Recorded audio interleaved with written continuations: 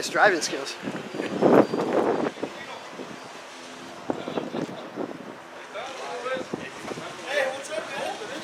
Hey, how you doing, Ted?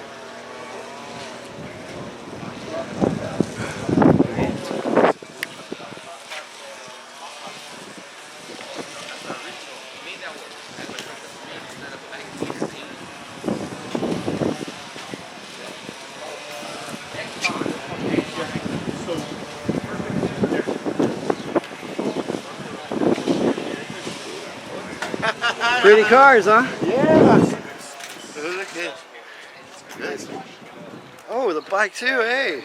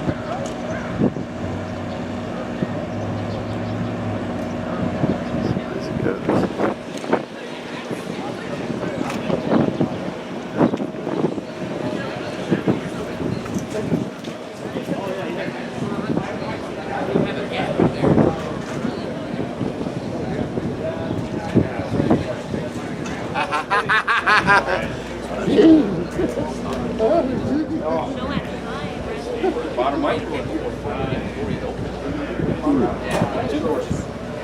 All one little flush. Yeah. So we ended up doing this thing.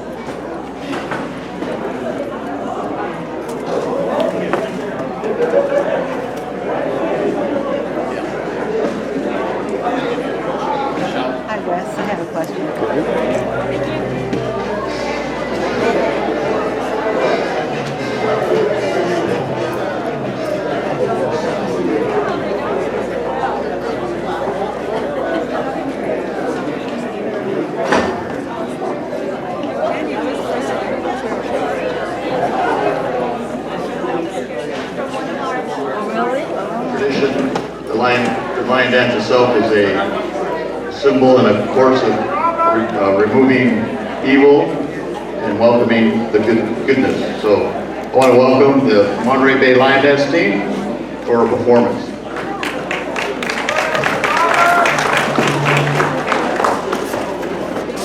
Is this the opening ceremony?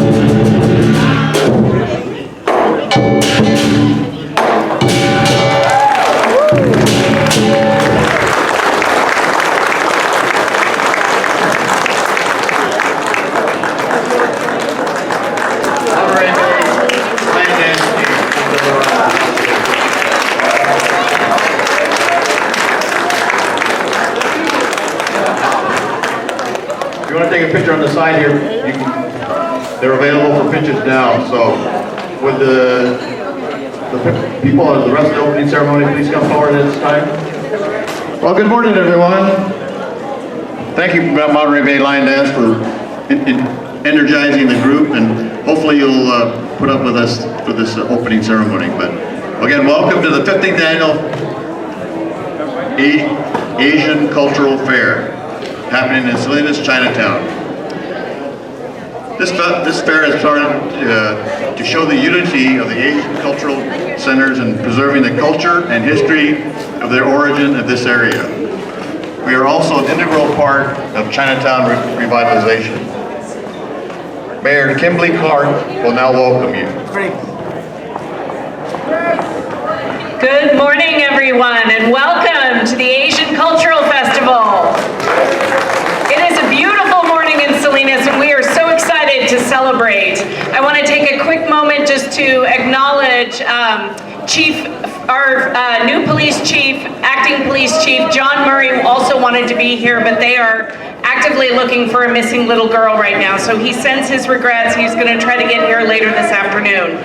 But I just wanted to say welcome to everybody. We're going to have an incredible day, and thank you so much. The Asian community here in Salinas is so incredibly involved with our community, and I just want to say thank you and have a great day today. Thank you, Mayor Craig. Chinatown is in District 1 of the city of Salinas, represented by Orlando Osorio. He's an ardent supporter of Chinatown. Please welcome Councilman Osorio. Welcome everybody, and thank you for being here. I'll keep my speech short so that we can continue to enjoy a lot of the performances and the great food and the music. So my name is Orlando Osorio. I'm currently the city council member that has the honor of being able to represent the Chinatown area. And I just wanted to say thank you so much to the organizers and all of the volunteers for continuing to put on this great event. I'm happy to be here and celebrate the 15-year anniversary. So thank you. Thank you, Orlando. Also here today is Councilman Anthony Rocha. Which district? District 6. So thank you for being here and supporting us. And Dominic Dursa, representing Assembly Speaker Robert Rivas, has a presentation. And also, it's great to be joined by Marissa Hernandez from Senator Caballero's office as well. It's great to be here on behalf of the Speaker of the 71st Assembly, Robert Rivas. Today is really unique, not only celebrating 15 years of this Asian Cultural Fair, but it's just so unique to see the cultures come together, whether it be Japanese, Chinese, Filipino. We don't have as many Chinatowns as we used to in California. We don't have as many Japantowns, Little Manilas. So the work that ACE does to preserve the culture, to throw events, to bring people together, to learn more about our food, our culture, is truly a noble mission. And so I know on behalf of the Speaker, he sends his congratulations and thanks for all that you've done over the years. Marissa, I know you have a few words. Thank you, Dominic. Good morning, everyone. My name is Marisa Hernandez with the Office of Senator Ana Caballero. Senator Ana Caballero could not be here, unfortunately, but she does send her congratulations. She represented Salinas back when she was a councilwoman, mayor, assemblywoman, and now a senator. So thank you so much to our the organizers for organizing this beautiful festival and all the contributions that are attributed to our community, our Asian communities, from our Chinese immigrants, Japanese, Filipinos. You have enriched our community for many, many decades. So thank you so much for all you do and making our Salinas community better. So congratulations on this 15th anniversary and for many, many more years to come. thank you so much. This district is represented by Supervisor Alejo. Come forward for a few words. Thank you very much, Larry. Good morning, everyone. I'm Monterey County Supervisor Luis Alejo. I represent District 1, most of the city limits of Salinas. but in our county, Chinatown is located in my district, so I've been proud to represent this area, this neighborhood, and all its people. But I'm here today to show my love and respect and appreciation on this 15th annual Asian Cultural Fair. In Spanish, we would call that our quinceañera, the 15th year, but this is about celebrating these amazing dances, the food, the tradition, the languages, the history of this place, and also, most importantly, the people. Many of our families came from different parts of the world many generations ago, but they came to Monterey County. They came to the beautiful Salinas Valley with the same dreams and aspirations to work hard, to make this their home, and to give their future generations a better life in this country. And because of those sacrifices, those labors of our parents and our grandparents and our great-grandparents who did the same hard work, we're able to have better opportunities today and to look back and reflect on their sacrifices and their history, and to have the opportunities that we have today, and hopefully give the same to the future generations as well. So on behalf of the Monterey County Board of Supervisors, this just reads, we congratulate the Asian Cultural Experience on celebrating the 15th annual Salinas Asian Cultural Fair. Your commitment to provide a multicultural, tradition-filled experience for the past 15 years is truly commendable. Your continued efforts to honor and preserve Asian American history and culture in Monterey County is appreciated. Thank you for creating positive, long-lasting memories for Monterey County's residents and all the visitors who attend and enjoy these festivities. With that, thank you very much, everybody. And I really want to thank Mr. Larry Hirohara, who lives in the Central Valley, but he comes here. He hasn't really ever left because he continues to lead Chinatown and Salinas. So we're very grateful for your leadership, Larry. Thank you very much.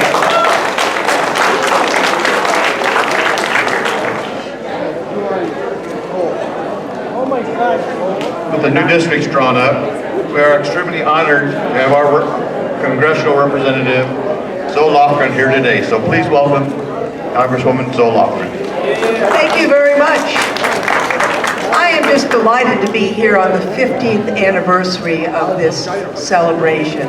You know, the 18th district has enjoyed the broad swath of Asian Americans, the largest Vietnamese American community in the United States, everything from Chinese Americans, Japanese Americans, Filipino Americans, it goes on and on and on. And the reason why I mention it is that our country is enormously enriched by the Asian American community. You, I know, believe in your heart and understand deeply how important it is to stand up for democracy, to show your belief in the validity of this country through your vote, and to always speak up for the rights of others. Thank you very much for letting me enjoy this festival with you, and I do have a recognition that I'd like to present.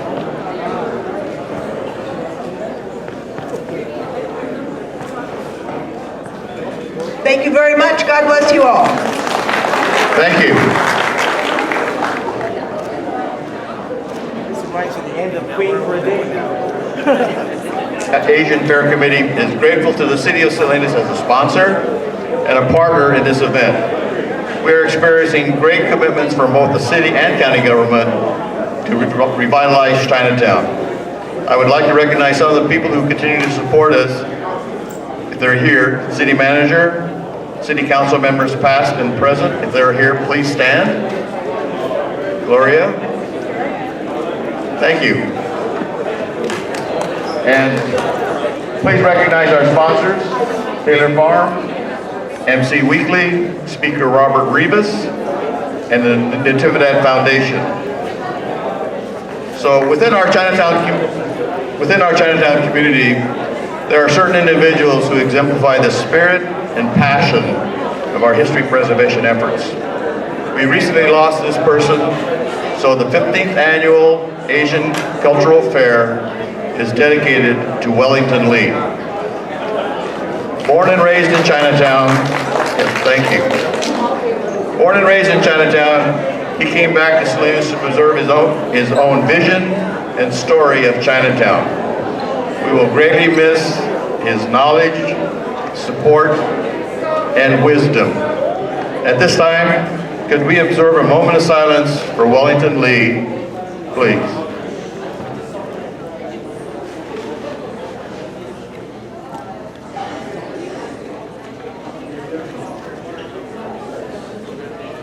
Thank you very much. Wellington's sister Mona made a special effort to get here. I'm not sure if she's here. Is Mona here?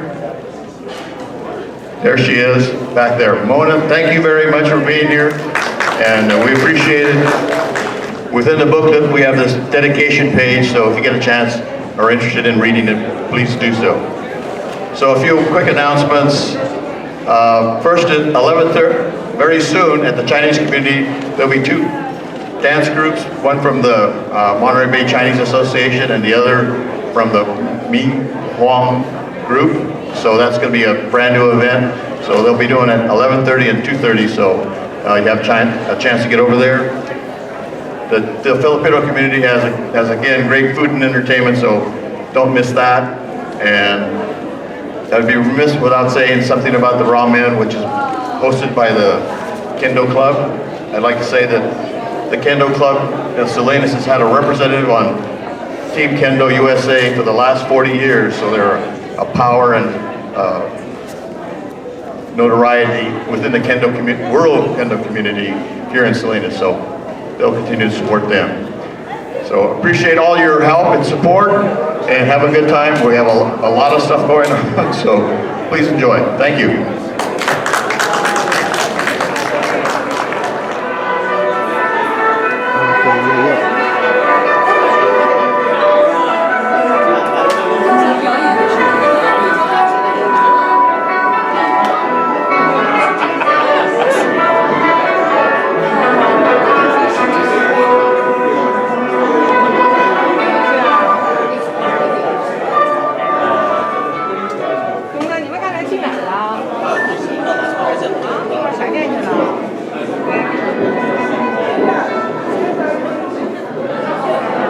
Good afternoon, everyone. Welcome to the 15th Asian Festival, and today in our Chinese Community Center we will have the Minghua and Monterey Bay Chinese Association dance groups, and the performance is now, and then there's another performance at 2:30 today. So we want to welcome them, and we're going to play the music for the first song.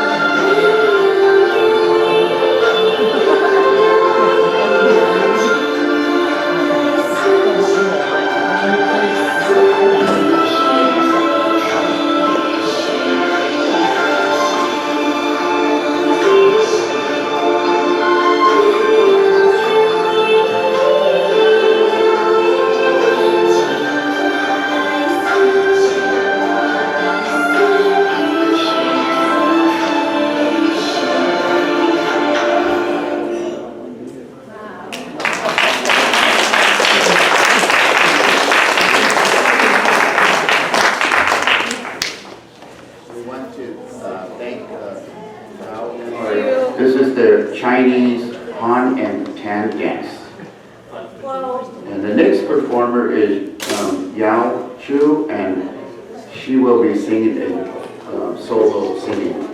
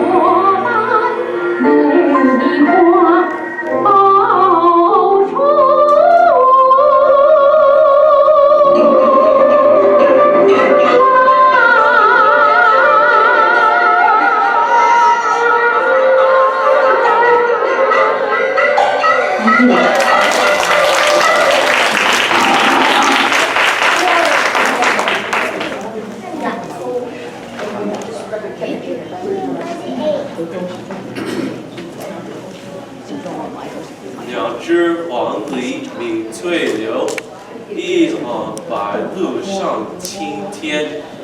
窗含西岭千秋水，门泊东万里船。葡萄美酒夜光杯，日饮琵琶马上吹。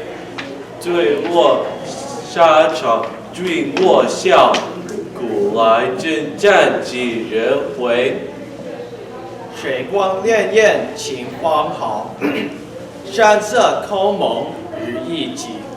一把西湖比西子，单壮浓墨总相宜。渭城朝雨浥轻尘，客舍青青柳色新。劝君更尽一杯酒，西出阳关无故人。竹外桃花三两枝，春江水暖鸭先知。蒌蒿满地芦芽短，正是河豚欲上时。好雨知时节，当春乃发生。随风潜入夜，润物细无声。野径明至黑，江船火独明。晓看红湿处，花重锦官城。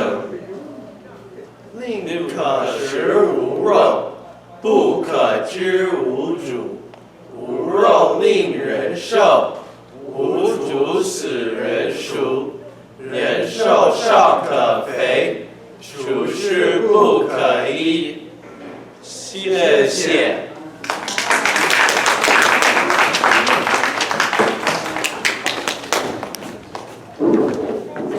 Good job, guys.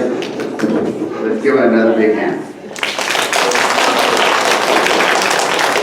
So next, we have our Chinese Mongolian dance, and the performers are Gao Yanzhou, Jin Jing, Ming Li, and Yong Ling Ming.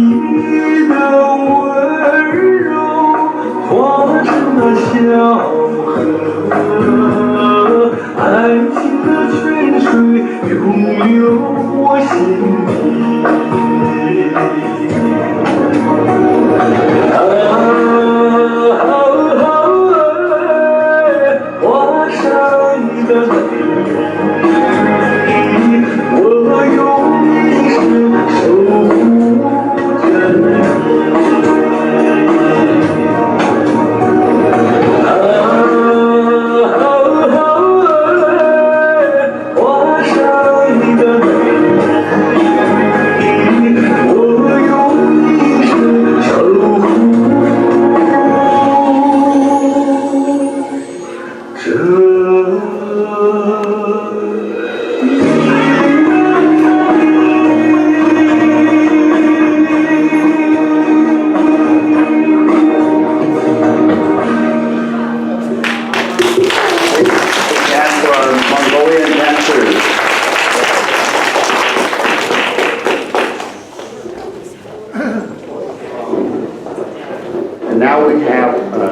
accent. She's going to perform a guitar, playing the guitar, and also she's going to be singing. Jasmine, we came from R.I.P. Today I'm going to sing you two songs from Chinatown, Chinese.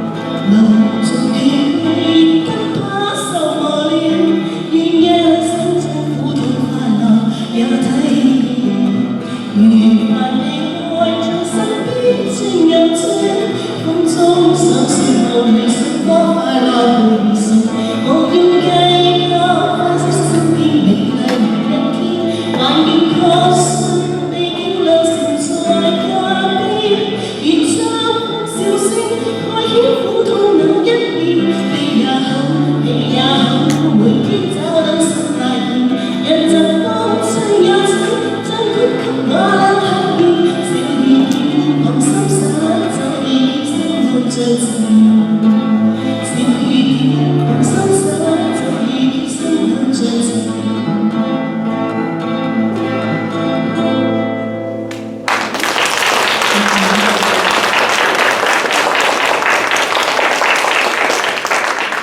now we will have a solo dancing by Wu Chin Sung.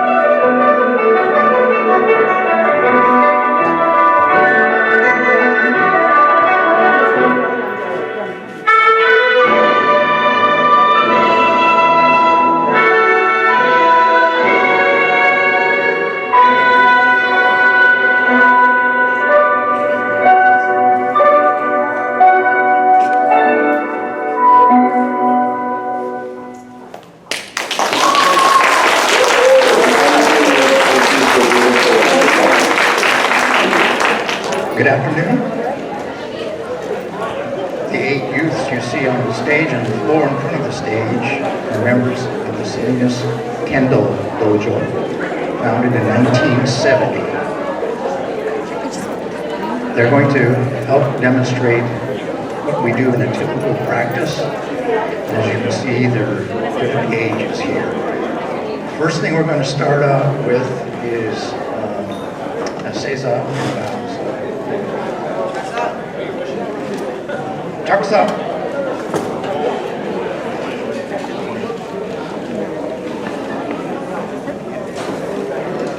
they're putting their equipment on the floor in front and to the side of their helmet.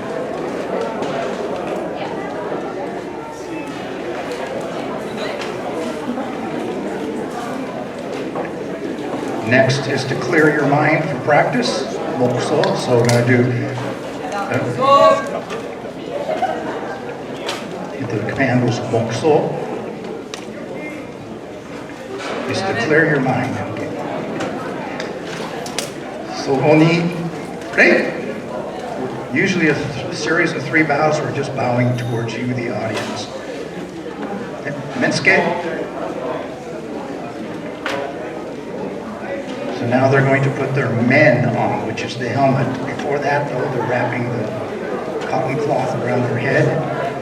It's referred to as a tenugui. Tenugui is to absorb the sweat because it gets very hot under the helmet. As I mentioned before, Salinas Kendo Dojo was founded in 1970. We practice here twice a week, except during the month of July, because the gym is being used for Obon preparation and festival. So, except for the month of July, we practice twice a week. Monday, advanced practice only. It has to be people, usually teenagers and adults, that are in bogu, which is the equipment. That is to say, they have experience. If you're a young child or a new beginner adult, Thursday practice is our general practice. Thursday starts at 6:30. I believe Monday may start at 6:30 or 7, I can't remember. And I'd like to mention that we have a website where you can see this information, salinaskendo.org. There's information on our hours, our sensei, our history, the fees involved. And I would like to mention in that regard that we are nonprofit. We don't make any money trying to teach Kendo. This is a fundraiser for us because we do have expenses. We pay an honorific amount to the temple for the use of the gym. We also rent the Monterey YMCA gym, where we have practice there on Wednesdays. So if you live on the peninsula and that's closer for you, Wednesday night, 7 o'clock, mixed practice, beginners and advanced. Kendo means way of the sword. Ken, sword, do, way of. It's you're going to see a lot of physical activity here, and which makes it fun and exhilarating and a good workout. But the purpose of Kendo is to train your inner self to be a better person, to be mentally calm, be respectful of others, and all of our, that's why we do so much bowing.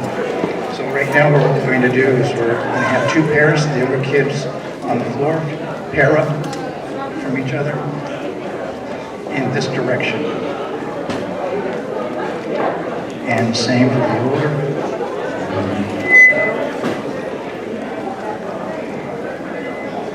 As we're finishing up, I mentioned that this is a katana, which many of you are familiar with from the movies, and we do have a kata practice with this, but not until you become very advanced. And we don't hit each other. We also hit each other with this wooden representation of different sizes, as you can see, beautiful. That is also used for kata. And in kata, we don't strike. Person, we're not working. What you see them all carrying are these. Bamboo shinai. 4 staves of bamboo, leather handle, tied together with a string and a hand guard. The shinai is what we use for general practice and equipment that you see. Men, as I mentioned before, is the helmet. Kote are the gauntlets to protect your wrists and hand. Tare to protect your groin and waist, hip areas. And of course, the do, the cuirass, or we can call it a breastplate, to protect your midsection. Those mark the areas where you can hit with the bamboo shinai. You can't hit where it's not protected. It doesn't make sense. So there are only certain areas that you can strike. Top of the head, the temples, there's 3 targets. Either wrist, not the hand, wrist. And do, either side of the do. When you become more advanced, there's one thrust in kendo. We only have adults do that, or the advanced teenagers, because it's very, very potentially dangerous. It's thrusting back to the throat, very vigorously. There's a double flap here that protects the throat. Again, we don't usually have kids do that because it's a little too dangerous. Some hits do go errant. They go where they're not supposed to. It happens. So there's some bruising. We don't usually have any serious accidents in kendo. The helmet is very thick and padded, as is the rest of the equipment. Okay, so now we're going to start. We usually do stretching exercises. Of course, we're leaving that out for now. The 2 older pairs on each stage, the 2 younger pairs. We'll do concurrent exercises. So first, this is the audience. Dave?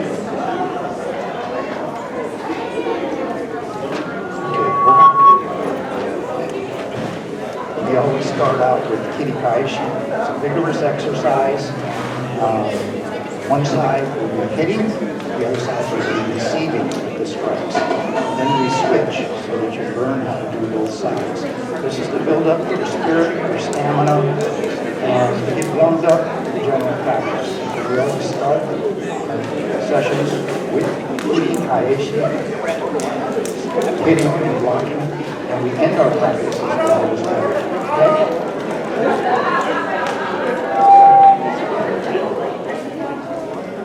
Good man.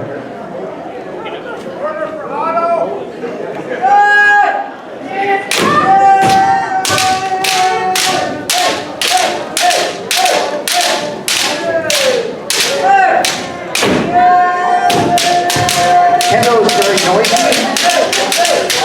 You want to get your energy, your sincerity through your kia. That's the yelling you're hearing.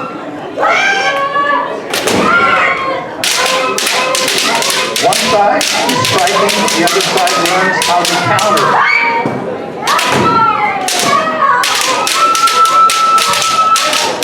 Kendo strike involves 3 elements. Ki, ken, tai, ichi. Ichi being one or together. Ki, ken, tai, ichi. You want to coordinate your spirit, ki, your sword, ken, body, ki, ken, tai, to act simultaneously. So we'll see some of this demonstrated now, because after our general Kirikaishi, we do general striking practices. We'll start with each side doing 2 men strikes. They'll strike them this way, turn around and strike them that way, and then they'll switch. Okay? Good. 2 men uchi each.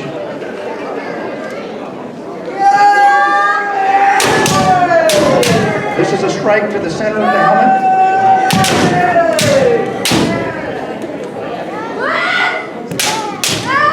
Our typical practice is much longer than this, but we're abbreviating it for illustrating purposes. Okay, continuing on with Menuchi, I'm going to have the audience understand that we don't just strike the center of the man. The temples, the sides, not the side, the temples are also targets. So,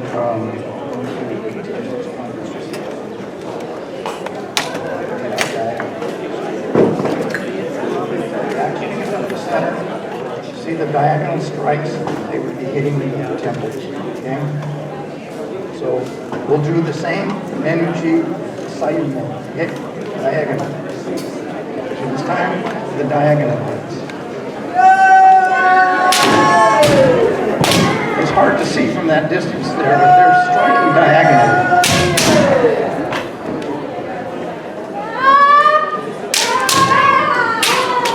Sometimes you'll see a hit that slides off. That's why we practice so that doesn't happen. Tenin uchi. Cutting brick is very important in kendo. Footwork is also very important in projecting your spirit. Okay? So next we're going to do another target, and that's the right wrist. It's called kote. Kote. If you reach, kote. Kote uchi. Uchi is a guy.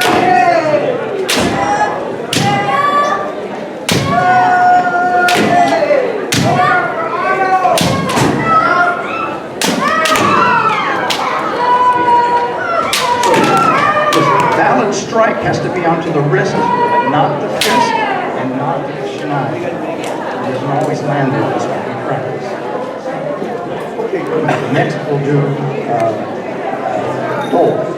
Do is the sides of the breastplate, and we'll just do those. You can strike either side, but we're going to be doing just the right side.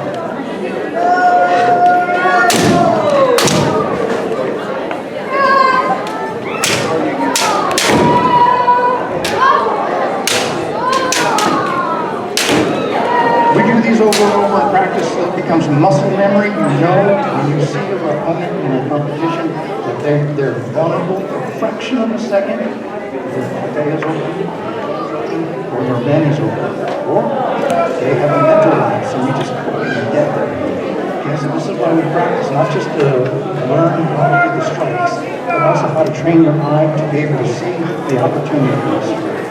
Okay? So next we're going to do what we call a combination. Kote mien, so it's 2 steps, 2 hits. Kote, wrist, followed by mien. Kote mien.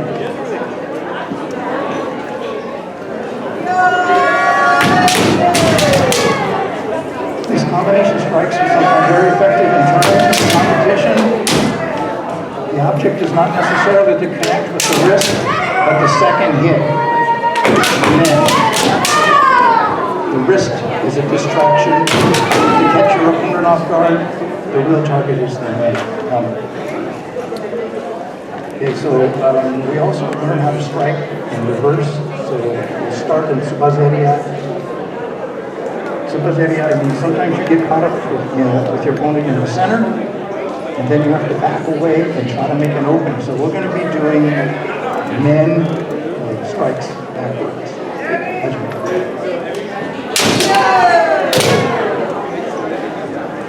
So it's not just striking going forward, you can strike going back. You typically have to learn how to make this opportunity in the competition, and when we practice, your partner opens up for you. Okay, the same thing, you can hit the kote going backwards. Kote, okay? And again, it's the right wrist because that's the wrist that's closest to you. The left wrist becomes a valid target, but only when your hands are overhead. So typically it's the right wrist that is the target. You'll hear a lot of the stomping. That's coordinated with the strike and the kiai, Kiken Taiichi. And lastly, do, which is Kansubazeria.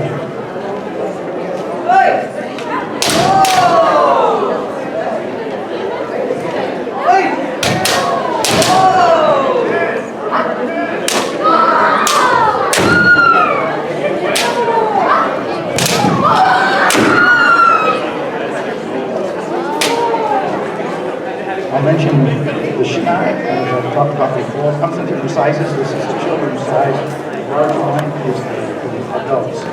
When they're striking, you have to strike with the correct front of the shinai. Remember, this is supposed to be a flat-bladed sword, not round and blue. So you have to hit the striking side, and you have to hit the correct part of the shinai. Sweet spot. So it's not a valid strike if you get too short or too long, or if you use the side of the shinai or the long on the top side. It has to be on the bottom side. The string indicates the top of the blade, so the strike is on the opposite side. So So what we're going to do now is I'll have just this front pair here. This way.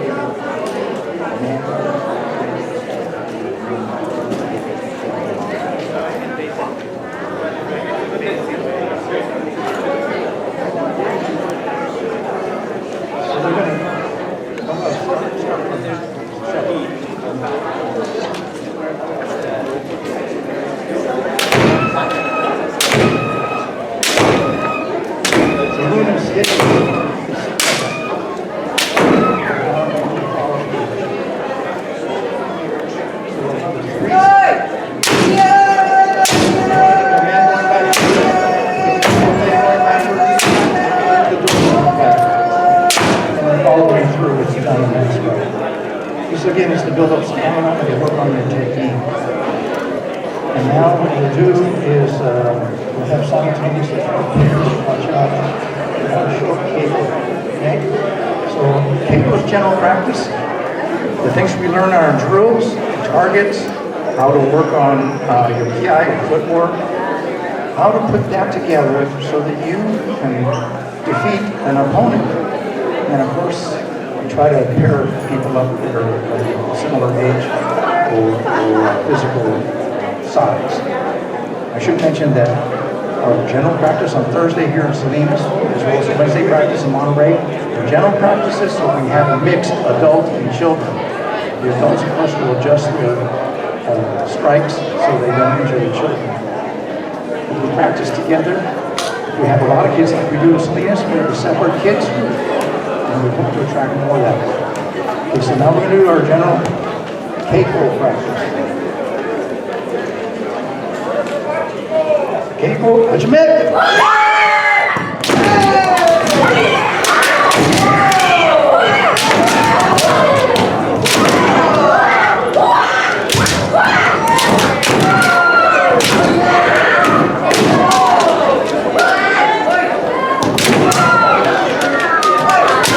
We're a little constrained here.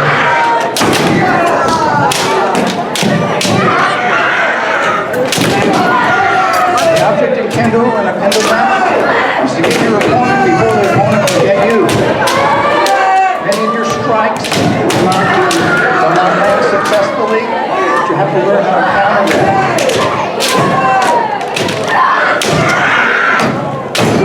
When you're a kid, kendo is 95% physical. As you get older, like teenagers, young adults, and older adults, less physical it becomes because you learn that you can use your mind to overcome your opponent. You're very physical when you're young, very dangerous when you're older.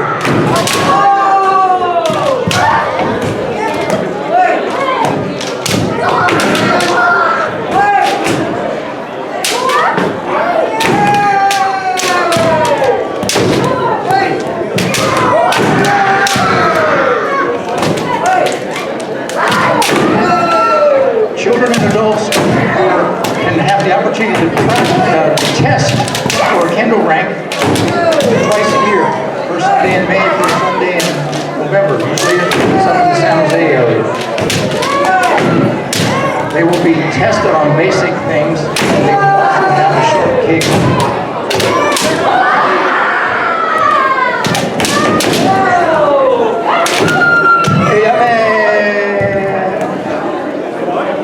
Hajime means start, yame, stop. We're not done yet. We're going to finish up with Kikaishi. This is what we did at the beginning.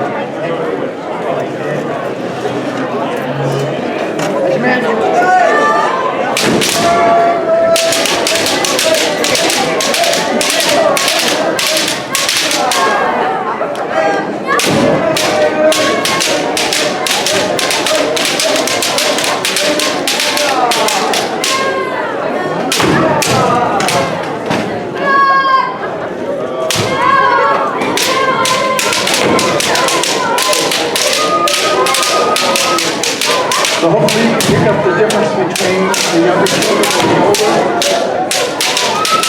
We don't have any adults demonstrating today, but we do have a number of adults practicing. We have people that come as far away as Santa Cruz to practice here. I think this we're going to wrap it up. So some people like this, some people in crouching position. And they step back.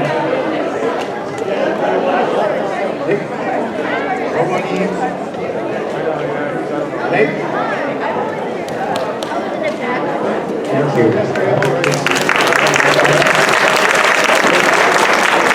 There's a lot of things that we're trying to explain.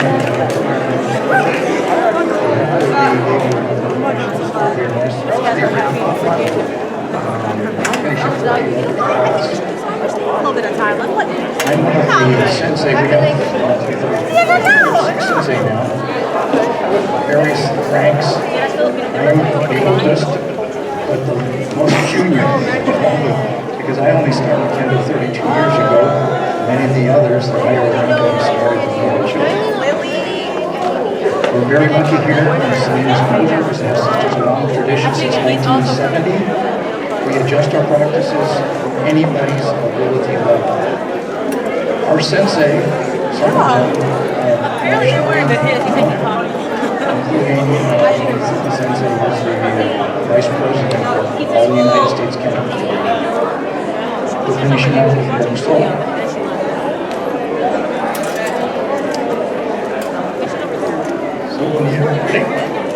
Again, final bout.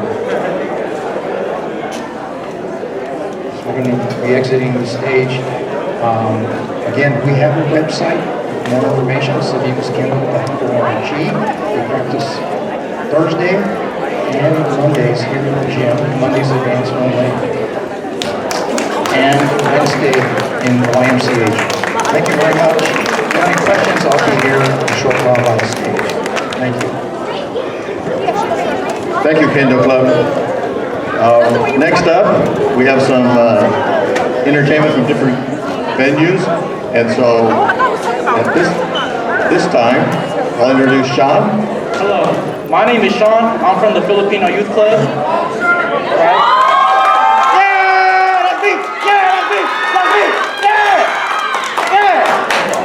And today we'll be doing soccer team. This regional dance celebrates cultural heritage and national artistic pride by portraying Filipino fighting art as a ritual dance. Soccer team came from the Abra province in the northern part of the island of Luzon. We will also be doing the Hilsayo, which is a hip-hop dance. I hope y'all enjoy.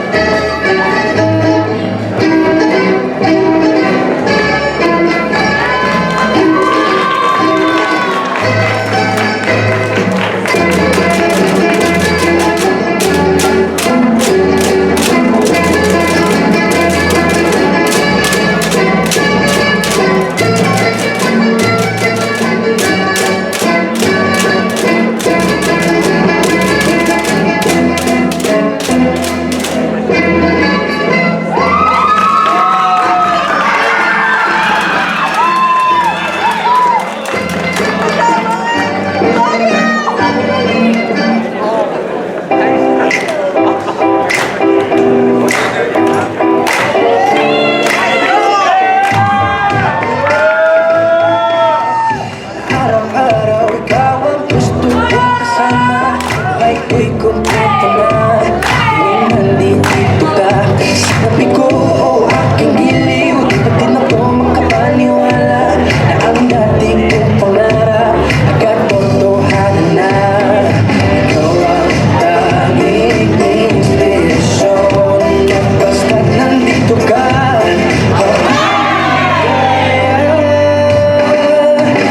Dahil sa'yo ako'y matapang, dahil sa'yo ako'y lalaban, dahil sa'yo pagmamahal na walang katapusan. Dahil sa'yo merong pangarap, pagmamahal ko sa'yo'y tapat. Dahil sa'yo pagmamahal na higit pa sa sapat. Gagawin ko ang lahat para lang sa'yo sinta. Basta't nandito ka, ako'y ligaya. Ilang minutong naghihintay ng tawa mo, marinig ang boses mo, kasaya't kumpleto na ako. Wala nang iba pang hahanapin, basta't ikaw ang aking kapiling. Lahat magagawa dahil kasama ka. Ikaw ang daming inspirasyon at basta't nandito ka, ako'y ligaya. Dahil sa'yo ako'y matapang, dahil sa'yo ako'y lalaban, dahil sa'yo pagmamahal na walang katapusan. Dahil sa'yo merong pangarap, pagmamahal ko sa'yo'y tapat. Dahil sa'yo pagmamahal na higit pa sa sapat. Gagawin ko ang lahat para lang sa'yo sinta. Basta't nandito ka, ako'y liligaya. Pinagdaan sa oras.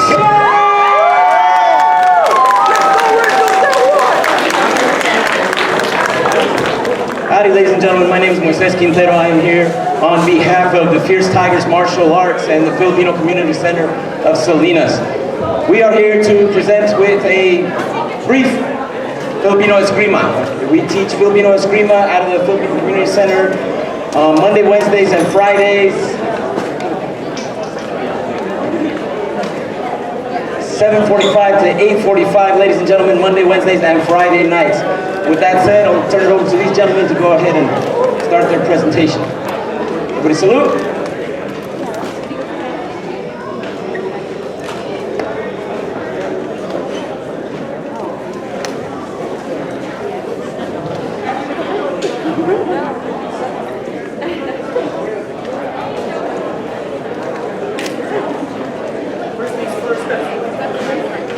As with any martial arts, ladies and gentlemen, you learn your basics. First things first is 12 strikes. These gentlemen are going through showing you all 12 basic strikes in 3 different directions. That way you guys can get a good view of this. And they'll go nice and slow, practicing under the theory that slow is smooth, smooth is fast.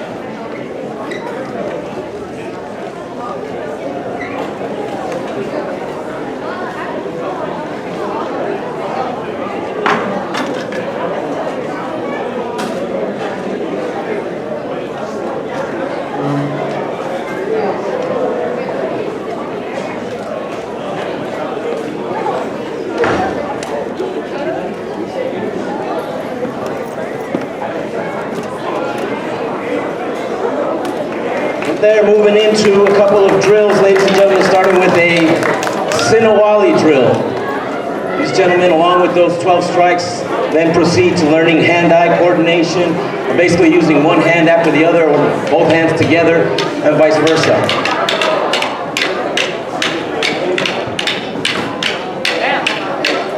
Starting off nice and slow so that everybody can get into the rhythm.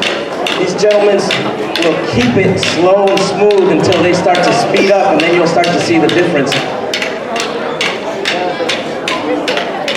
Again, one of the many striking and blocking drills that we perform and do to help teach a number of things, including hand-eye coordination, teamwork, cooperation, and most of all, your striking.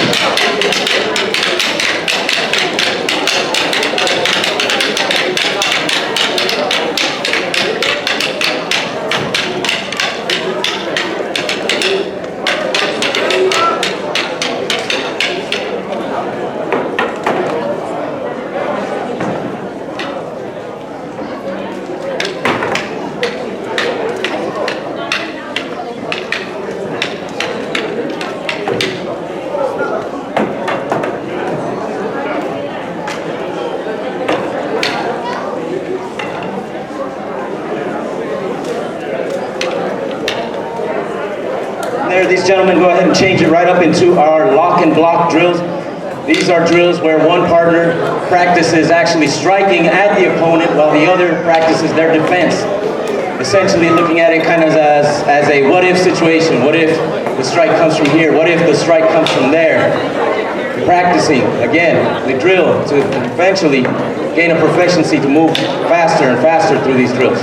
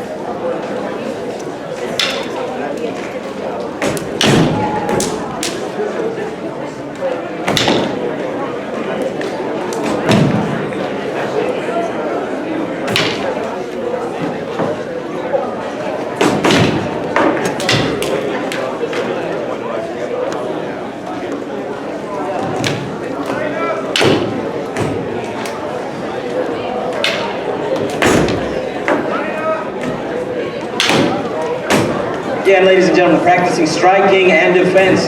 Striking harder with intent, blocking with intent. Practicing again to keep it smooth, steady, and speeding up slowly.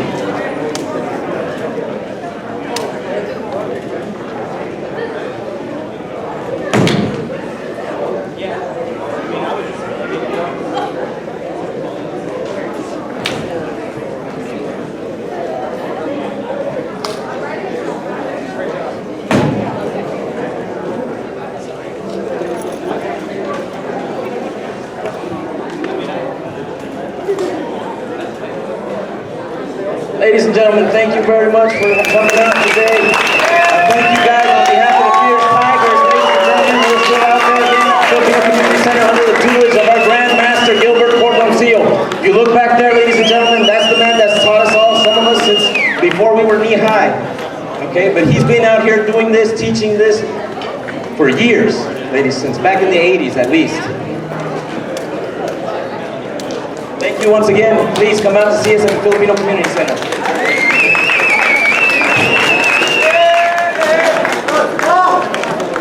Actually, probably doesn't need an introduction, but I'd like to introduce Ken Uchida for a few renditions of his favorite songs. Hello, konnichiwa. My name is Ted. I went to Alisal and Hartnell, so I belong to this church, but I live in Gilroy, and I belong in a Japanese singing group called the Chidori Band in San Jose. But anyway, I usually have about 20 people behind me. But I kind of feel kind of a little scary, so. But anyways, I'll be singing two songs called Kitaguni no Haru and Musume.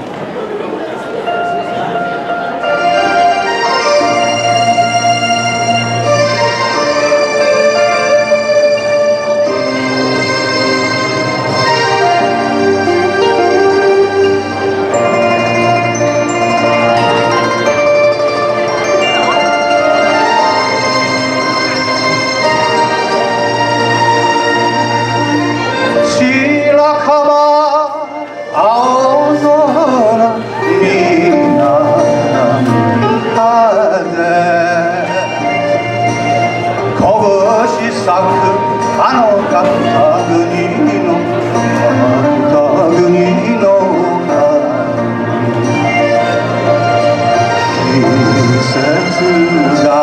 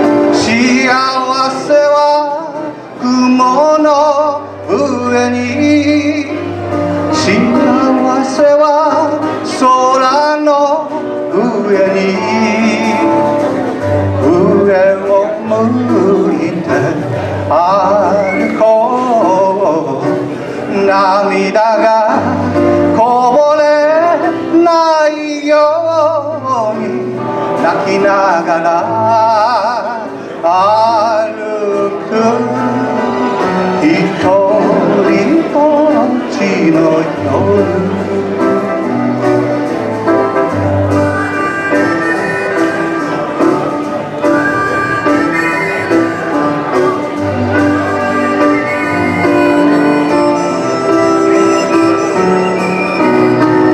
思い出す秋の日一人ぼっちの夜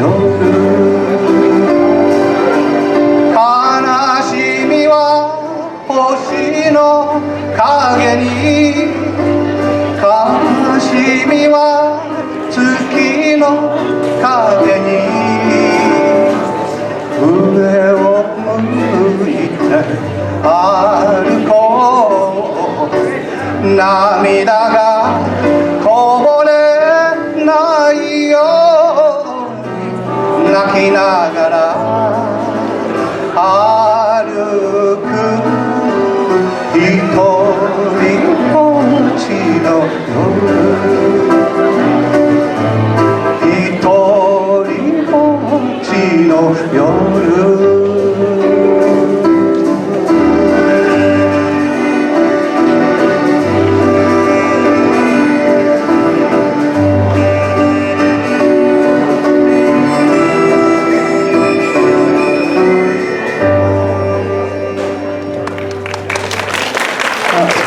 It's probably heard requested by Larry. Thank you very much, Ted. Thank you, Ted. Now we have Tai Chi and Sword dance, and it's by Ben Vega and Wesley Jessup.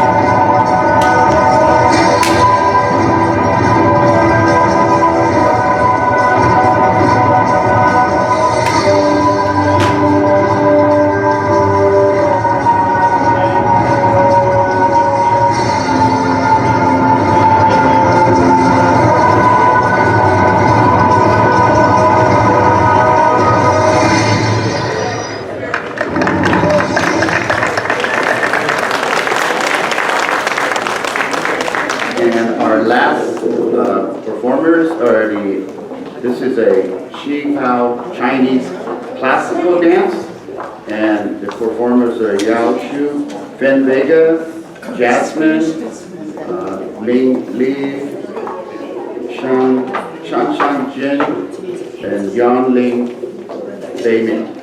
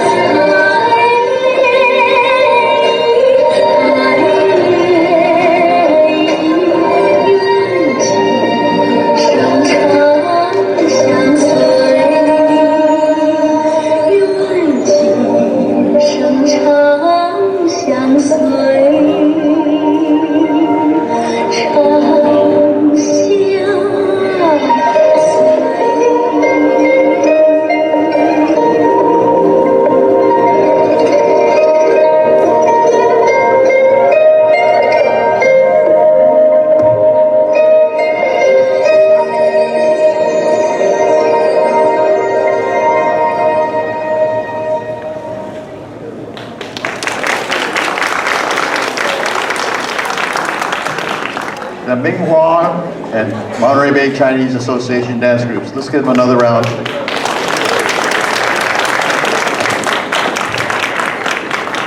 Well, I hope you enjoyed the entertainment that we had here. It was kind of a combined thing, more diverse, and this will be ending the stage events. So be sure to go outside and see the vendors, and also starting at 2 o'clock at the Filipino Hall is the historic walking tour. So, but please enjoy yourself. Thank you very much for your support.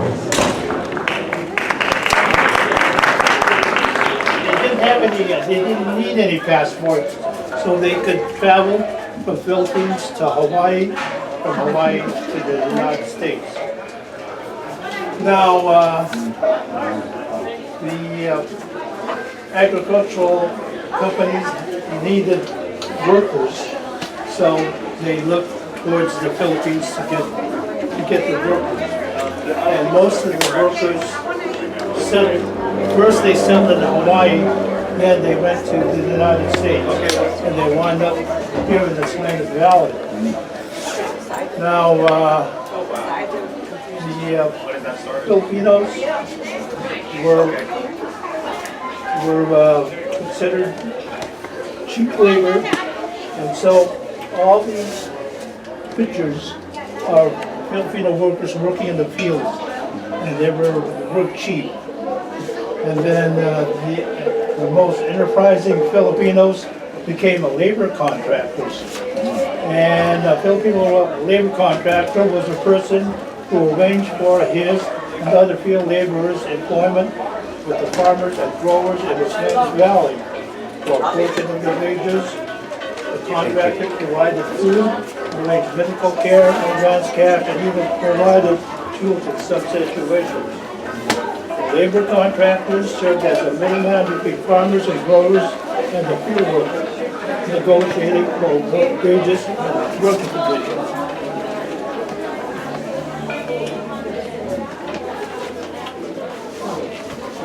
Now, Chinatown was a haven for Filipinos because they associated with the Chinese and the Japanese, and there was some kind of, there was racial prejudice. And so the Filipinos gravitated toward the Chinatown area. Like I said, they associated with the Chinese and Japanese people. Now they had businesses that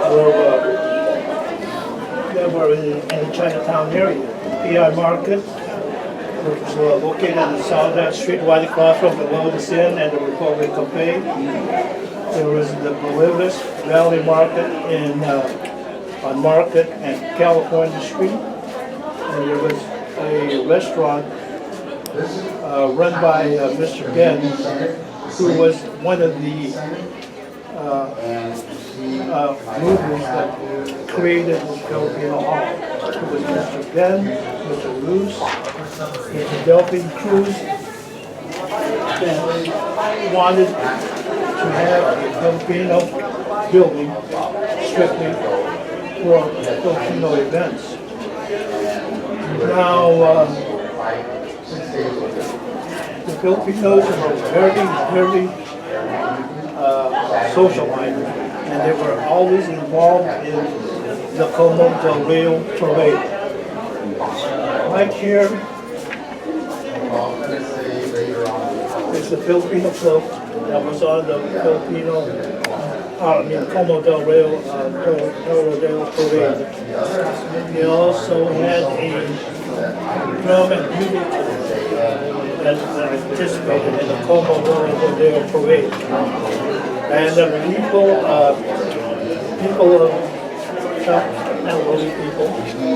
who were involved in music. Herb Miller, who was the brother of Glenn Miller, started a drum and bugle. He also started a band, Filipino band, that was located on California Street, and he organized all these young Filipinos to play instruments. Oh, it was really great. It was Most of the floats that were involved in the Como parade were very, very extravagant, and they finally won first place in the late 1940s and early 1950s. During this time, Filipino organizations like the Caballeros de Barcelona, Leonardo's del Trabajo, and the Filipino community came into existence. And it was heavily involved in social events. They had free contests, which this picture shows. And people that won the contest rode on the floats. Here is President Saysay, who came to the Salinas area to visit the Filipino contractors.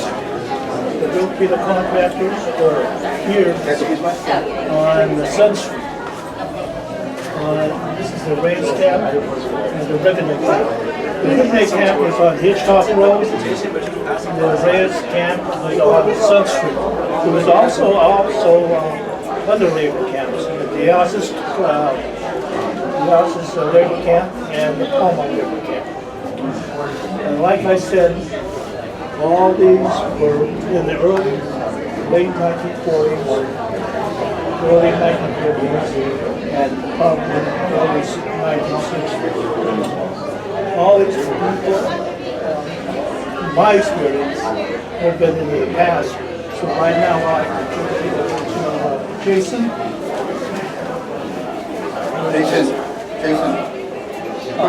Jason? Okay. You could tell the tour about the credit events and programs that you're involved in. Gotcha. Okay. All right. Thank you, Al. Once again, thanks for Al Baguio. My name is Jason Arpaio, as mentioned earlier. I'm on the board for the Filipino Community Salinas Valley Board for Asian Cultural Experience. Also the interim president for FON's Monterey Bay chapter, which is a Filipino American National Historical Society, but our chapter is in Monterey. Part of like the walking tour, I mean, Al pretty much gave you the history of like what happened within the Filipino community here in Salinas, but I feel like I'm part of that next generation, that next step. So my purpose of my talk is to actually talk about like what the future looks like for like the Filipino community hall. So being part of that generation or that demographic of young Filipino Americans born in like the late 80s, early 90s, didn't quite know what my identity was, like being a Filipino American here in Salinas. I graduated from North High in 2006, and after I graduated from North High, I actually went to college in San Francisco. So I went to school in San Francisco State University with the intention of finishing my undergraduate in kinesiology, pursuing a career in physical therapy. But I got involved with this thing called ethnic studies. And what ethnic studies taught me was actually a lot about myself. And it helped me answer these three essential questions. Who am I? Who's my family, my community? And what kind of change can I bring to my community? So being somebody from Salinas in San Francisco, learning about these things, after I finished my program in San Francisco, I was like, man, like, I got to go back home to Salinas and kind of like take that knowledge, those experiences, things I learned in the Bay Area and bring it back home. So that's why we brought me here to ACE, the Filipino Community Hall in Fonz. It's like, how can I take those histories, those experiences, and those knowledges that I learned up in the Bay Area and bring it back home? That's why I'm down here. So like the future of like the Filipino Community Hall, I mean, as you can see if you've been to like previous Asian cultural fairs or festivals, we've actually changed what the hall looks like. We're actually in the process of renovating the hall. This building was built, as Al mentioned, like in the 1950s. And since the 1950s, we've done some minor renovations throughout the decades. But it's actually been almost like, well, our last renovation was actually last year.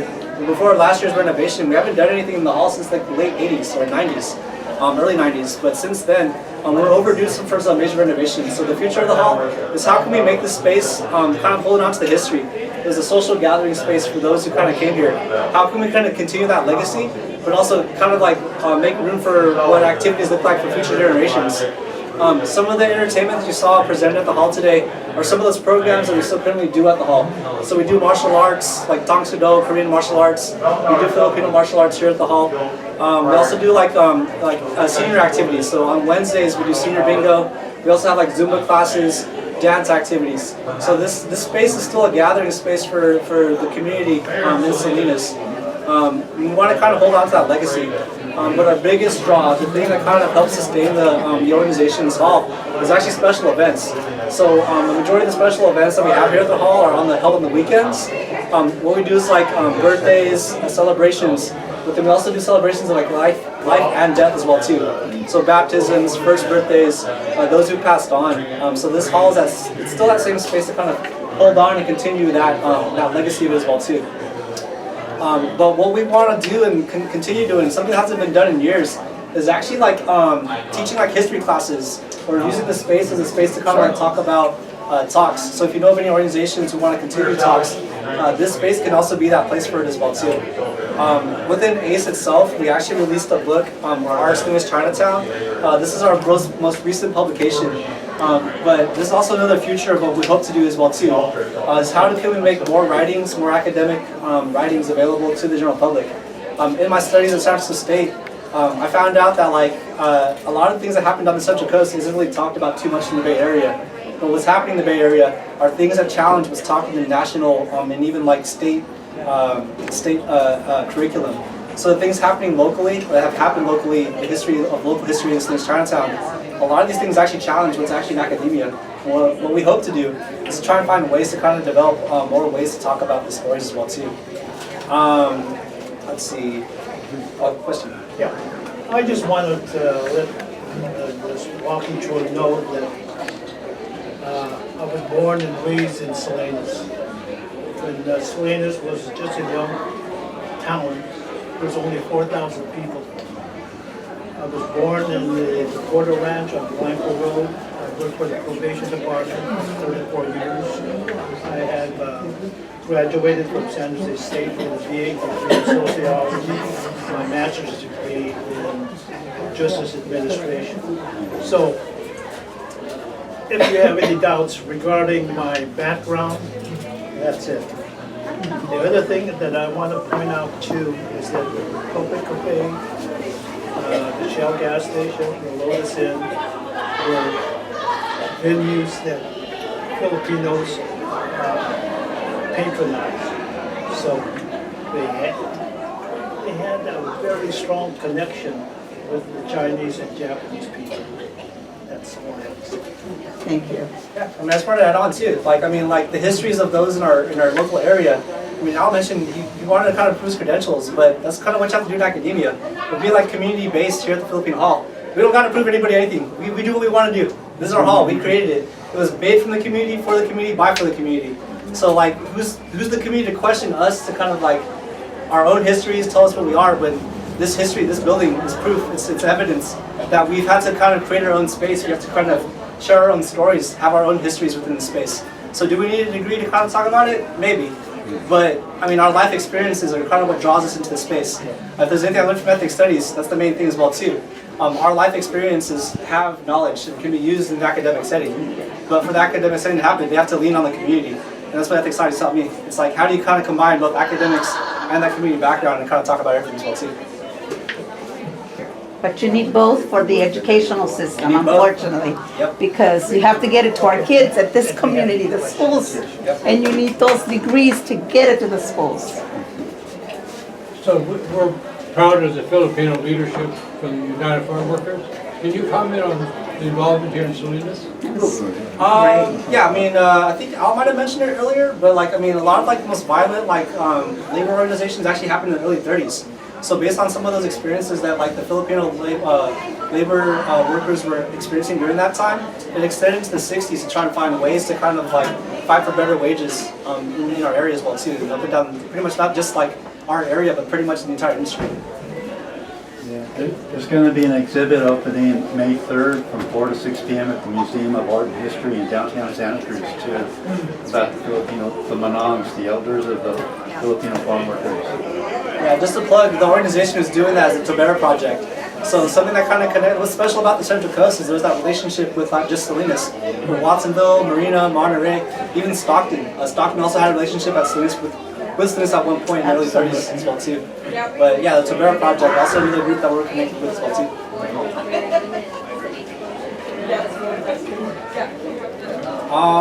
Any other questions? I'd like to turn it over to... My name is Albert Huang. For many of you maybe don't know me, I'm born and raised in Salinas too. And my connect is that I was really fortunate that I grew up on a ranch that's out there by Ostage and Alisal Road. My dad was the ranch house cook for one of the largest lettuce growers probably in the world. The iceberg lettuce, Hanson Farms. And my first name's Albert. I was named after the father. But during that time, I actually ended up working at this restaurant, the Republic Cafe. I started off with just bussing tables, and towards the end, when I went off to college, I was actually cooking some of the meals there. But I spent many years in Chinatown because the events were there. During Chinese New Year's, we had all the celebration with the two tongs that you'll see in Chinatown, the Su Sing and the Bing Bong Tong. And then we're going to go by the Salinas Community Center where we had all the things that the family came in to do, because it was called the Chinese Benevolent Organization, and now it's, the Chinese call it Zhonghua. Now the official name is Chinese Association of Salinas. But on the building you'll see that it's called Confucius Church. And I guess Confucius was a philosopher, and they did have teachings of culture in there, so we did have pastors that actually lived in that building. But my children were on a family country, they all lived in the area. And they named that little street there after Tom Wong. And he worked for Public Works with the city, but he was also one of the elders in our community, the Chinese community. And my pictures of that street. This is one way. Because it's kind of like a little street. It doesn't even know where it's going, but that street's this long. From there to the end of from there, it's California Street. So they just named that little section there just as momentum. One way. One way. And what's interesting is the Chinese Association owns this restaurant. Yeah, the Chinese people figure, hey, if you got a restaurant, the money will come in to support your activities. It's always worked that way. The Gutierrez family owned this restaurant for 50 years. Yeah. So now, seafood. One of the best. Oh, I love it. So this is the Chinese Community Center, and the older section was built in 1937. And this section is built in 1982. The reason why I know is because they asked me to donate money to build it in 1981. Lake Street was known as Japantown. Okay, so I'm going to be taking over part of the tour, and right now we're going to be going down Lake Street. Lake Street was known as Japantown or Nihonmachi. And one of the things that you might notice in the hikari, the architectural elements, the wood, they're kind of emulating Chinatown, most of the original buildings were wood. So I burned that a couple times. And that emblem on there means hikari. As we'll get around later, you can see that the patios will look like torii gates. They're not too torii gate-ish here, but you'll see the Aichi village and hikari were very similar.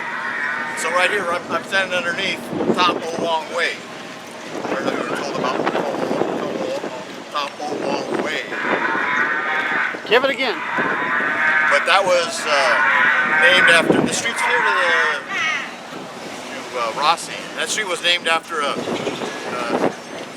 Chinese, not a native, but a Chinese resident of Salinas who worked in the civil engineering department of Monterey County. So they recognized him for his activism and work.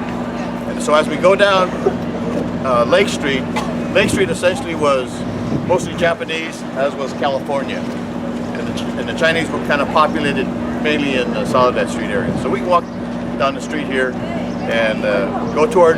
We're going to be going toward Moongate Plaza, which is that big building there with the low-income housing that's recently been developed, and we will be going toward going into the Ace Suite, which is a pilot museum. So that we'll have a mock-up of what we hope will be the Republic Cafe. So as we walk through.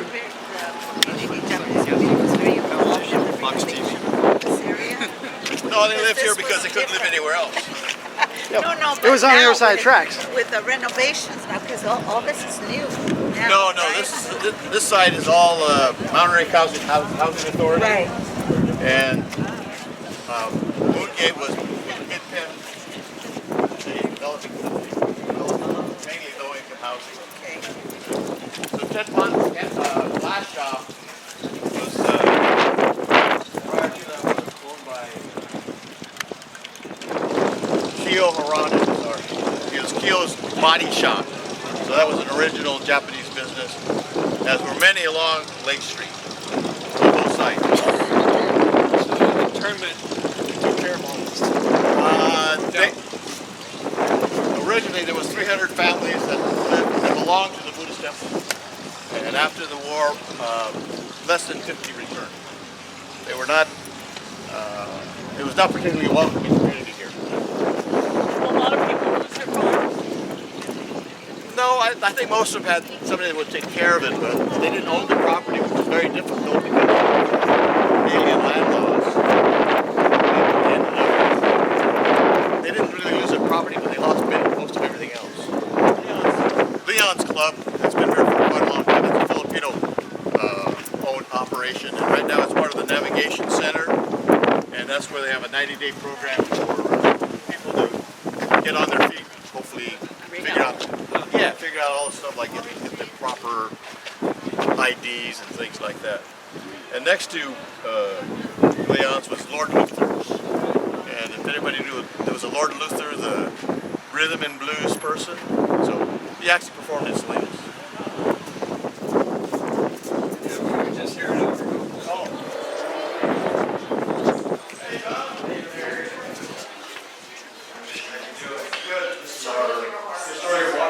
Walking tour. Come on in. This is how we hope will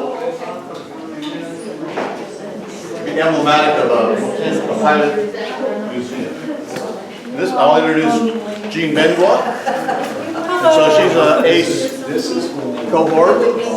So this is the walking tour. Okay.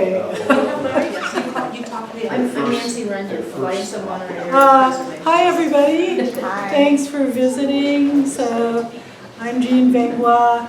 I was a past co-chair of Asian Cultural Experience of Salinas, and I am now their staff writer and editor. So that's who I am. And I'd like to introduce Shar Hirahara, who put up this beautiful exhibit, which focuses on Nihonmachi in Chinatown. That's the Japantown of Chinatown, right there. And the Filipino community of Chinatown. And the Chinese community, the founding community of Salinas, Chinatown. So Chinatown was founded in 1872. It burned down by Chinese merchants. A lot of people kind of assume that it was founded like perhaps railroad workers or something, but that really wasn't the case here in this area. It was founded by Chinese merchants who came from the San Francisco and San Francisco Bay Area. So that was 1872. 1893, it burned down. A very common occurrence in Chinatowns in the West. And then it was rebuilt again with the help of a landowner in Salinas named Eugene Sherwood. So the Chinese have been here quite a long time. They were followed by the Japanese, who came in the late 19th century and founded their Japantown, their Nihonmachi, especially right along East Lake Street here. So if you look at that big picture, and yes, there is a fire. You see that at the end of the block, that building there, that is East Lake Street, right here, running along here. Let's see, what else? A lot of businesses were along here. And as I said, it was a pretty significant part of Chinatown, which of course disappeared during World War II. If you look at that one picture in the corner of the group standing next to the bell tower, that was November 1941. So it wasn't long after that Pearl Harbor was bombed. And I'm sure that the folks there at that point probably had very little knowledge of what was about to happen shortly afterwards. That picture just below them of the sumo wrestlers is something that we just found. I never knew that there was sumo wrestling in Salinas, but that also happened, was that 1941? 1921. 1921. Okay. 1921, 1929. It was in the 1920s. It was the sumo wrestling tournament that was arranged by a gentleman, R.I.P, I believe? No, that was May. Anyway, it was arranged by a gentleman on his 42nd birthday, and he did not win the tournament, but he was able to take a picture with them because he was turning 42. But it was an event enjoyed by everybody in Japantown. Yeah.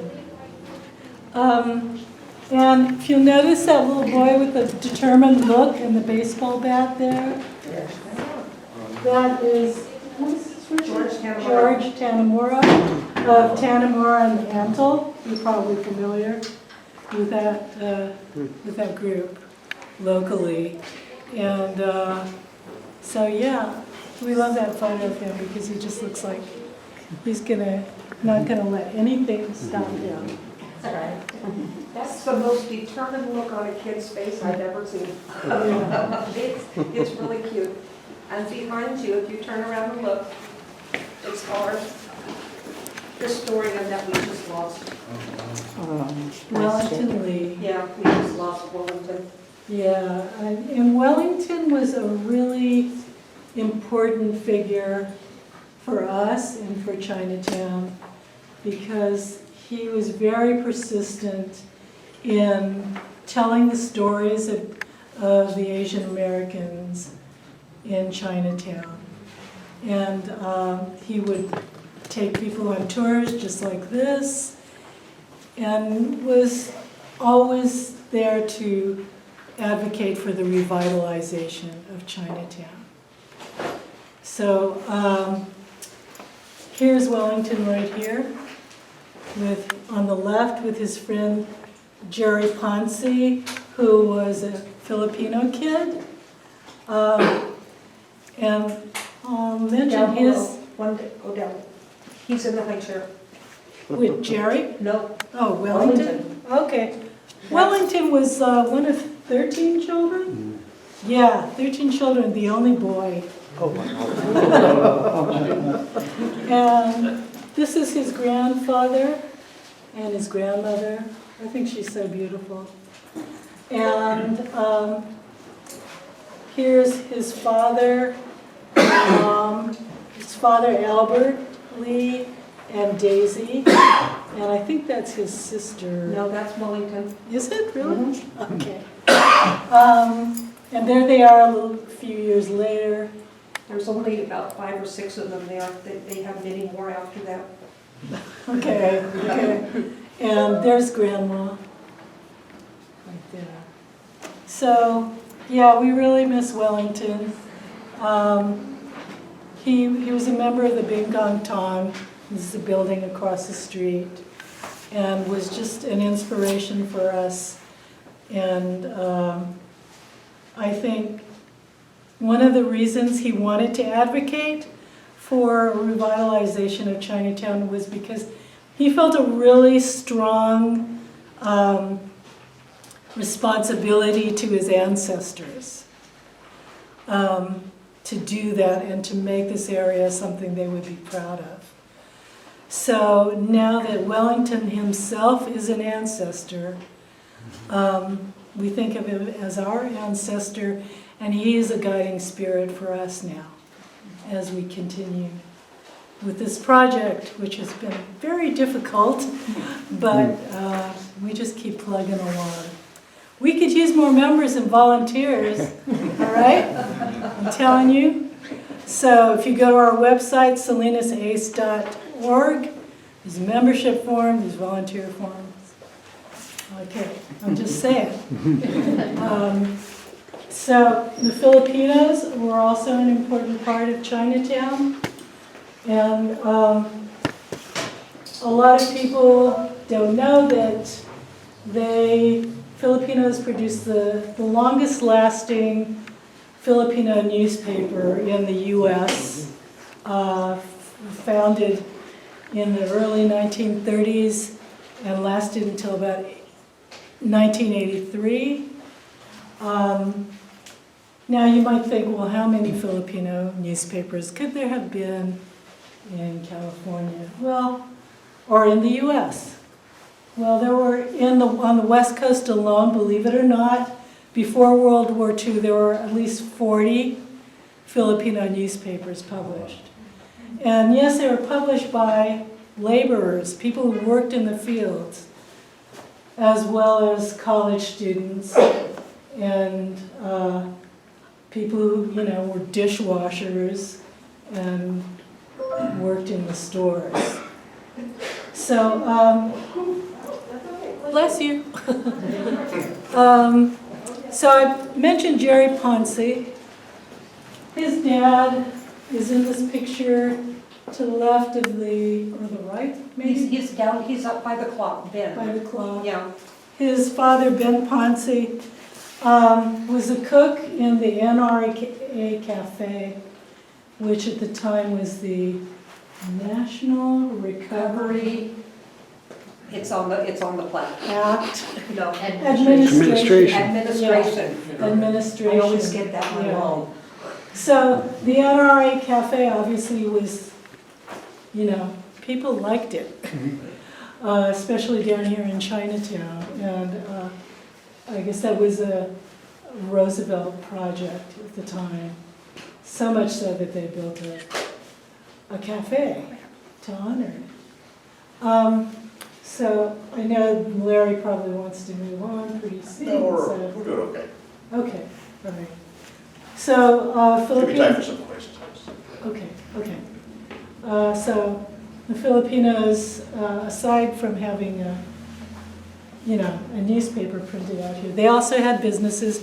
They were not all field workers. They had barbershops. There was a market here, the PI Market, which was actually a chain. There was a PI Market in San Luis Obispo and a couple other places in Central California. They founded the Filipino Presbyterian Church, which the building is still on California Street, across the street from the Japanese Buddhist Temple. Oh, I want to mention something too about the Japanese, which is that this is the year of their centennial. Of the, 100 years. We'll be talking about that. Yeah, okay. So it's a really big year for them, and they're going to have a lot of events all through this year, so you should come by and check that out. Filipinos had a couple of photography studios, the Caliva Studio, photo studio. This is run by Narciso Bulosan Caliva. He was a nephew to a famous Filipino writer, Carlos Bulosan. There's a photograph by him. The guy's dressed up really nicely. They very well could have been field workers.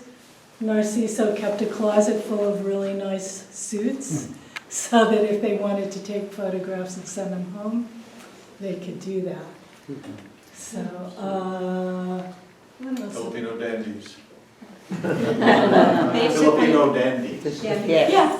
Basically what it was called Postcards from Salinas. Yeah. And postcards were cheaper to send with pictures than it was a letter with pictures. So they would go down here, they would have their photograph taken and put on a postcard and send it back to their relatives. You just sent a letter, they sort of expected money in it too, so you don't have to send a postcard. Right, good point, yeah. And then some of you may know that the Filipinos were also very involved with the labor movements of the 1930s. Absolutely. Well, like the big lettuce strike, and they made a lot of trouble here, you know, according to some people, I guess, and not according to the Filipinos. But they were very, very active in that, and the Filipino newspaper, which was called the Philippines Mail, was also very supportive of labor in this town. So, yeah, let's see. Any questions? Questions? I don't have all the answers, but... Well, I would want to make a comment. We happen to have present today a relative of another famous historian for Chinatown and ourselves, is Wally Atai. And so Tom and Gail Spencer are here, and they're they're direct descendants of the Atai family who owned the Republic Cafe. Right. And as I was going to say, as we walk down Soledad Street was sort of the line of demarcation for the Bing Kong Tongs, which was Wellington's group, and Sui Sing, which was Atai's. Yeah. And so you were one or the other. Yeah. So it's kind of it's an unusual. It just happened to be physical in the sense that one side was Bing Kong Tong. Right, and we've lost, Wellington Lee is not our only loss recently. We also lost historian Wally Atai. Whom we noticed as we walked in, you have a photograph of when he was about 2. Right. Yeah, those of you who are standing by that. Oh, okay. Yeah. I was waiting to see if anybody realized that Wally was up there. Yeah, no, we saw him, and then the third gentleman from the right there, that gentleman right there is Sam Atai, who was the first of the Atai clan to come down here.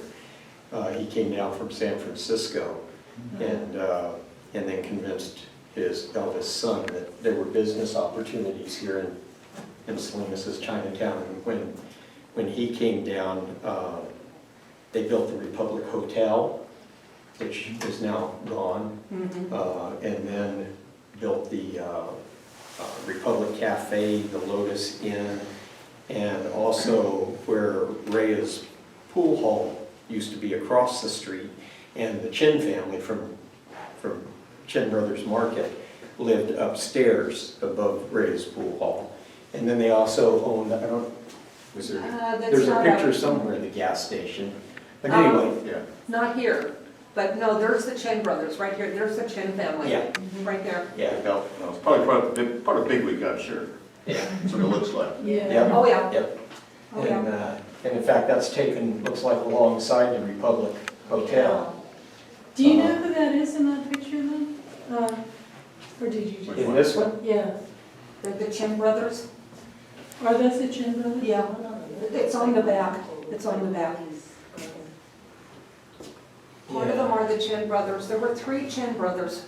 Well, there's more than that, actually. Oh, is there more than that? See, I only know these 3. No, the three Chen brothers that most people know from down here are the 3 that owned the market. Yeah. But their eldest brother, Hughes. Oh, I've never heard of him. This is new to me. He was mentioned in Blanche Altai's book. Hughes passed away a few years ago at about, I'm going to say he passed away 15, 18 years ago, and I think he was 103. Okay. We got other tours coming in too. Yes, question. Yeah, you said the Chinatown here was founded in 1872. My question is, the first Chinese in Monterey County were 1852 in Point Lobos. Was there any evidence that some of them came here to Salinas in 72, 20 years later? Because I know that Herb Long's family, after the fishing village was burned down in 1906, they came to Salinas. But I was wondering if there were people here from the fishing villages earlier than that. I haven't heard of it. I haven't seen any evidence of that. The only thing is that, like, Herb Wong is related to Judy, Will Sabato. yeah, Jin. Yeah. They're related somehow, but I think They're cousins. they're both their mothers. I mean, you know, grandparents were sisters, and one came here. Herb Long is the great grandson or nephew of Kwok Moi, was born in 1859 in Point Lobos. And you know, there was an opportunity for that when the Monterey Salinas Railroad was existed very briefly.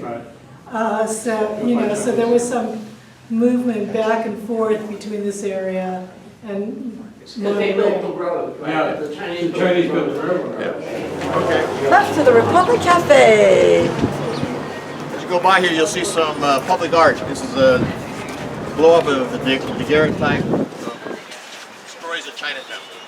So there are not only people that are in Chinatown, some of the other people that are part of Chinatown.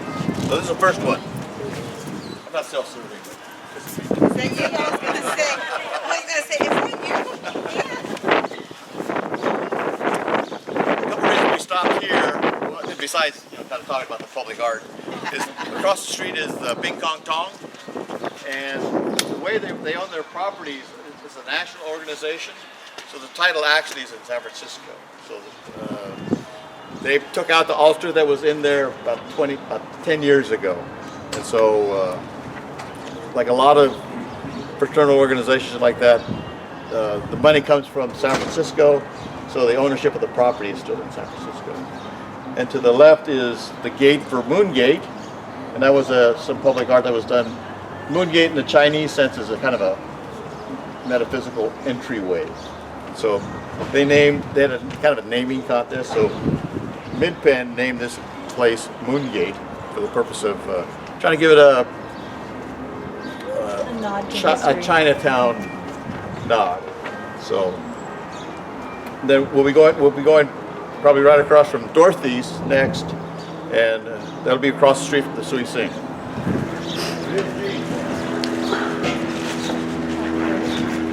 This is a Filipino flag. So there's some public art that we're trying to enhance the place. So you can see it's quite a challenge to try to create a museum-type environment here. But so did you introduce yourself there?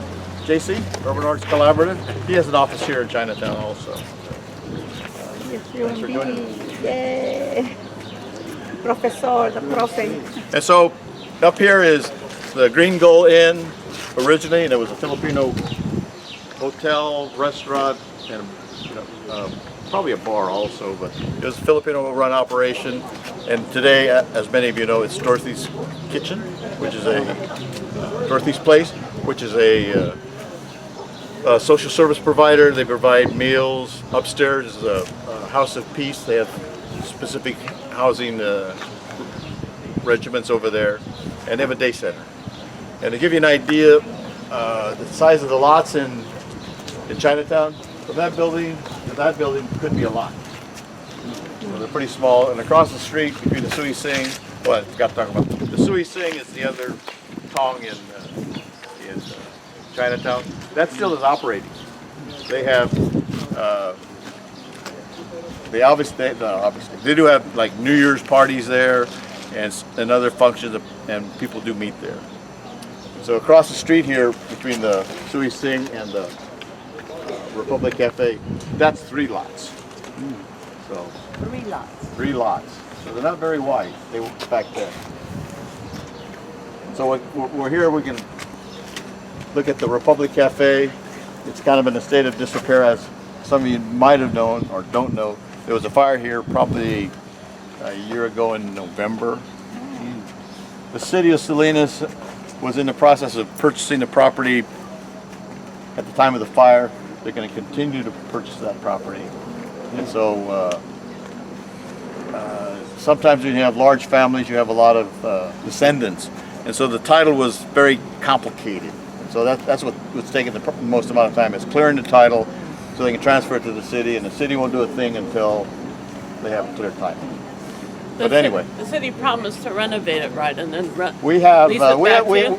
we at least we have a working agreement that the city is going to purchase the property with CDBG block grant funding, and they will bring the Republic Cafe part up to code, and then it's our responsibility as Ace of Salinas to develop and sustain the museum inside. So that's the current feeling. What you saw over there, we have a lot of stuff you didn't even see. We had hidden about 3/4 of it. That's the basis of putting in a museum in that building. And so it's a National Historic Site, and we're really, we were very close to doing it on our own, but we hope that this partnership will be a good one for us. We're hopeful. Well, the city and the feds have money, so they should spend it on this historic place. So if you live here, remind your council member and mayor that they need to complete this project, because it would really be the foothold then of maintaining the history. It's not the catalyst project, but it would be a catalyst project to revitalization of Chinatown. And we, in some senses, we have to acknowledge that there is also another community here, and somehow that we have to be compatible with that community. But there has to be community standards as well. That's pretty simple.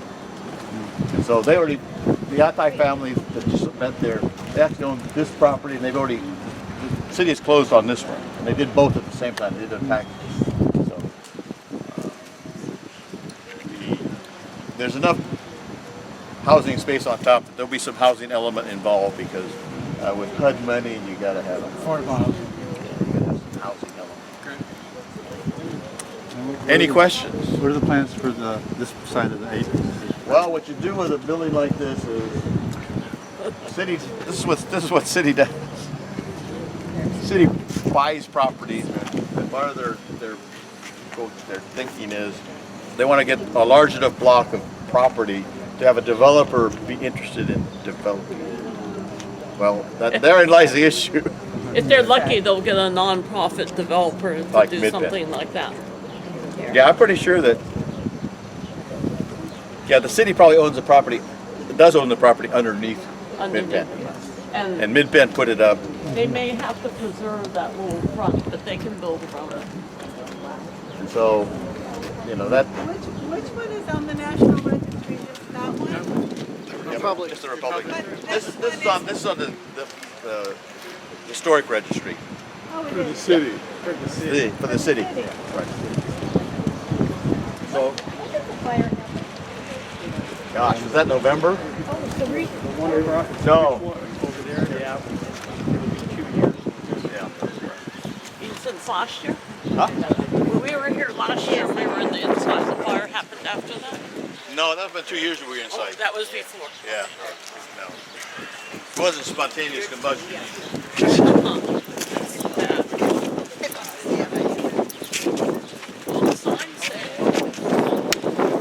Yeah, no, that was a project. That was one of the first revitalization projects of that neon sign.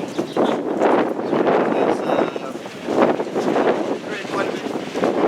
It was funded through donations, and that neon sign, bring it back to neon level.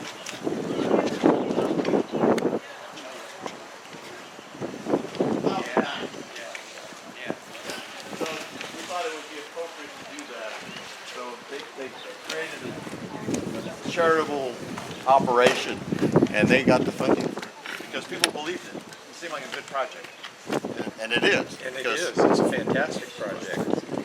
You know, because when you see Chinatown signs like that anymore, they say chop suey. There's very few neon left.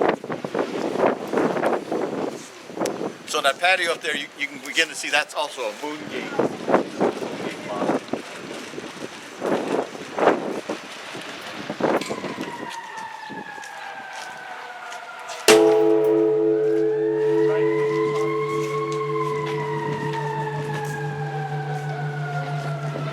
Well, welcome to the Buddhist Temple of Salinas. We were established in 1924. Pretty much where the site of the present temple is, that's where we started. And we continue to be here to this day. And it's been stated, we're celebrating our 100th year, which we're very excited about. For the 10th anniversary, this exact bell was brought over from Japan. At the time it was the first, and no doubt the largest bell delivered.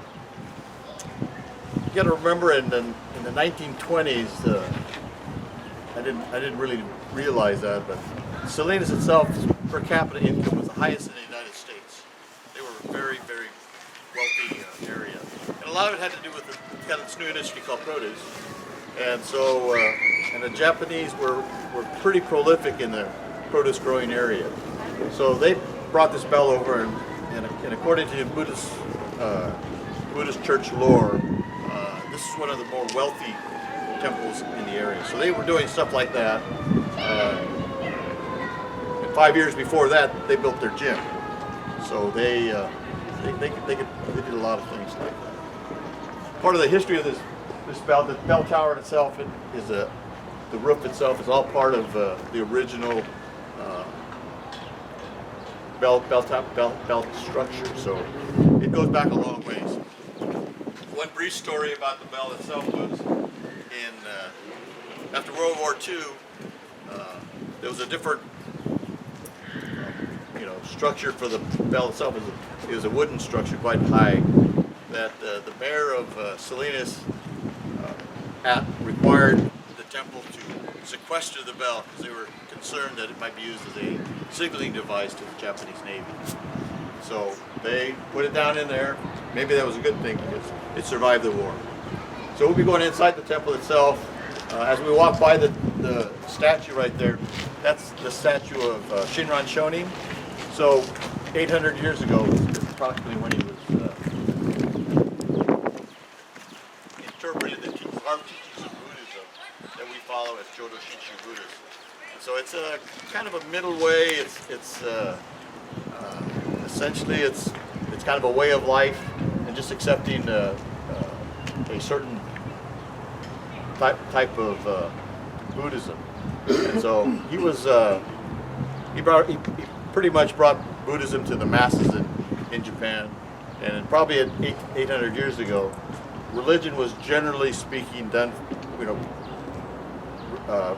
relegated to the royalty or well-educated, and he brought it to the masses, so it became very popular and remained that way. So then we'll go into the temple, and I'll show you how to bow. It's no big deal if you don't, but that's respectful. So we'll go into the temple. It's the statue of the founder of this form of Pure Land Buddhism. So if you can read the poem, it's the poem that he wrote. Welcome. We're inside the Buddhist Temple of Salinas, and this is our altar. I'm sure if this is the first time you've ever been here, I'm sure you're probably pleasantly surprised the tranquility and the peacefulness of this particular situation. That's what that's what it's intended to be like. And kind of physically, part of it is the altar itself, as a tradition for our 100th anniversary, is completely restored. And so this altar, we were fortunate to have it done several years ago. Several reasons for that. At that time, the exchange rate was pretty good, and the other reason was that in Japan, Japanese artisans who actually applied the gold leaf were diminishing. And so they couldn't guarantee that we have it back in 1 year. So our plan was, after our Obon Festival, they came in several years ago and disassembled it, created it, sent it to Japan, and that's where the restoration actually occurred in Japan. And we got it back in 11 months, so we were very fortunate. So we went ahead and did that. We were fortunate to have a benefactor to help defray that expense on this, and the restoration was north of $200,000. But we look at that as it was our first 100 years. We want to make something that will hopefully symbolize and last another 100 years. And so that's where we're very proud of what the results were and what we want to do going forward. And kind of take note of the lacquer and enamel work that's done. It's absolutely beautiful. So, and there's white, kind of like tablecloths or whatever you want to call that.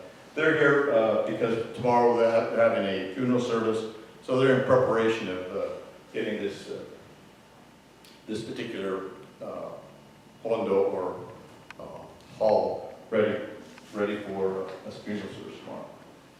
And so in the center is maybe a little confusing, but in the center is Amida Buddha. No, Amida Buddha or just Buddha? It's Amida Buddha. Amida Buddha. Then on the right is Shinran Shonin, the one where you pass by. Then on the left are a bunch of, I'm not sure what they are. They're part of the history of this, and so we're looking forward to our 100th anniversary project. And so, do you have anything to add, Tom or Manisha? No, I mean, if there's any questions. So yeah, there probably will be some questions. So let's talk about any questions about the temple itself. So we're a temple of about 120 families, and that equates to about approximately 200 members. So, yes? And the year that it opened was 1924? Right, 1924, ground was broken for that temple. At one time there was 2 black pines in front, Japanese pines in front of the temple. They were planted in 1924. The drought and pine beetles got them, and so it ended up, I think about 5 years ago, we finally had to cut them down. Yes? So these, I don't know what they're. Yeah, they're serpents, they're semi sirens. Oh. Yeah, they're musical instruments on both sides, and they're kind of semi-human life forms. They're nymphs. Nymphs? They're not serpents, huh? Nymphs that is written about in the Pure Land Sutra. That's in our version of heaven, Nirvana. Yeah, this is Tommy Machta and his sister Mariko, and right now they're studying to become minister's assistants, so they're experts in customs and rituals. Can they tell us a little bit about the symbols of the altar? Here you go. So, Larry mentioned Amida Buddha. There are millions of Buddhas in the cosmos. Put it closer to your mouth. There's millions of Buddhas in the cosmos, and ours is Amida Buddha. And he rules over this Pure Land, which is the equivalent of, like I said, it's a nirvana heaven. And the altar is a representation of nirvana as it's written in the sutra. So the artisans carve these birds and things like that. They're all in the sutra. That's why they're there. On to the right is our founder, Shinran. He lived around 1200, started our sect. And next to him is Prince Shotoku. He lived around year 600 to 700. He was the prince regent to the emperor. he basically ruled Japan in the name of the emperor. And he's the one that brought Buddhism to Japan. So that's why he's revered. He's on Japanese money. Revered figure in Japan. And then on the left is Renmyo Shonin. Renmyo was the 8th abbot of our sect. And he lived around 1500. You've probably been watching Shogun, the TV serial. Well, he lived in that time period. And he's the one that grew our sect to a huge, huge proportion. Became the largest sect in Japan. And it was because, when you summarize the Buddha, right, they were oppressing our people. And they had to band together, and it was under Renmyo that our sect came into being. So that's why we are. And then the far left, there's 7 figures there. We call them the 7 masters. It's our lineage of our Buddhism sect. 2 of them on the top are Indian masters. And then there's 3 in the middle is from China. And the bottom 2 are from Japan. And we study their writings and so on. There are many, many famous people in Buddhism, but our founder Shinna picked this 7 as the main heritage for us. And then you see the 4 scrolls in the center. Those are sutras that we go by. Actually, 2 of them is 1 sutra. So we got 3 sutras that we use, and parts of it we chant in the sort of like Latin. Nobody understands. It's all written in Chinese. So we read it sort of a Japanese fashion. But we have good translation, so we know what it says. Anyway, so those are the basic parameters for the altar. Like I said, this represents the Pure Land. We look at the altar and we see this is where we want to be in our afterlife. There was a question back there. Oh yeah. Is the centerpiece made out of actual gold? It's gold leaf. It's probably wood or something, and then they cover with gold leaf. You might see the difference between the columns, which didn't go to Japan, and the rest of it, which was done in gold leaf. Yes, it is wooden. Carved wood with gold leaf. See, in Sutra, it says that the Pure Land is bright, it's shiny. Amida is a Buddha of infinite light and infinite life, light and life. So because it's supposed to be light, they try to make it sort of like enlightenment? Sorry. But, yeah. Any other questions? Yeah. What do these characters signify? Up there it says Kenshin. It's the name given to our founder Shinna fairly recently by the emperor. And in Japan, people have different names, through their life. And even after they die, they get some different names.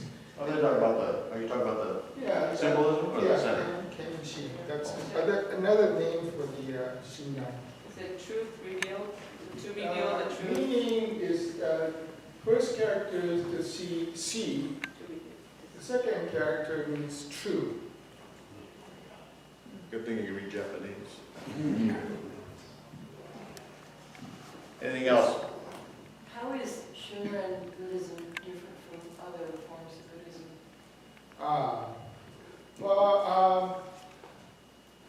You probably have seen Zen. Zen sort of depends on each individual person to achieve some sort of enlightenment or truth in life or whatever, by meditation and so on. Ours, it's more based on faith. So we base our belief, faith in the Amida, and the Amida is the one that takes us to the Pure Land. Because Shinran taught us that we're incapable of doing it ourselves.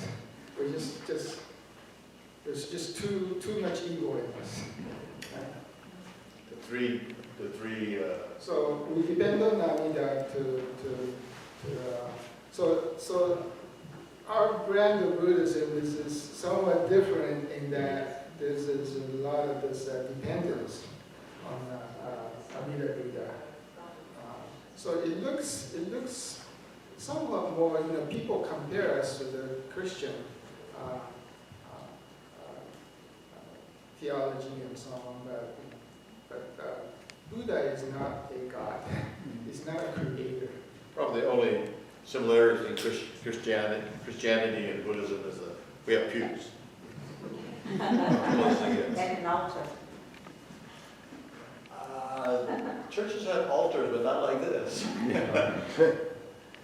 So, some of our temples do not have a statue. We have a scroll with the name of the Amida. So that's the same thing for us.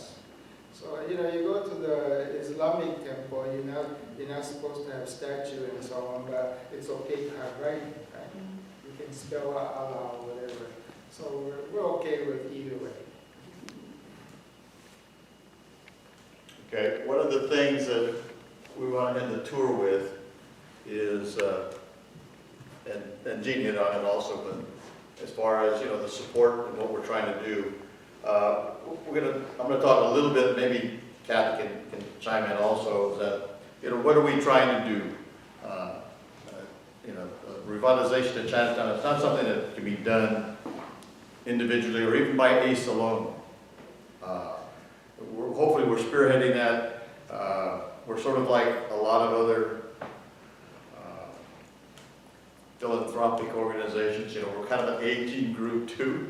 So we're really trying to create a message that's that people resonates with people, so they can hopefully join and push that and support that process. I'm always glad to see younger people show up because if we're just preaching to ourselves and we have a limited period of time left, a lot of these projects won't be completed.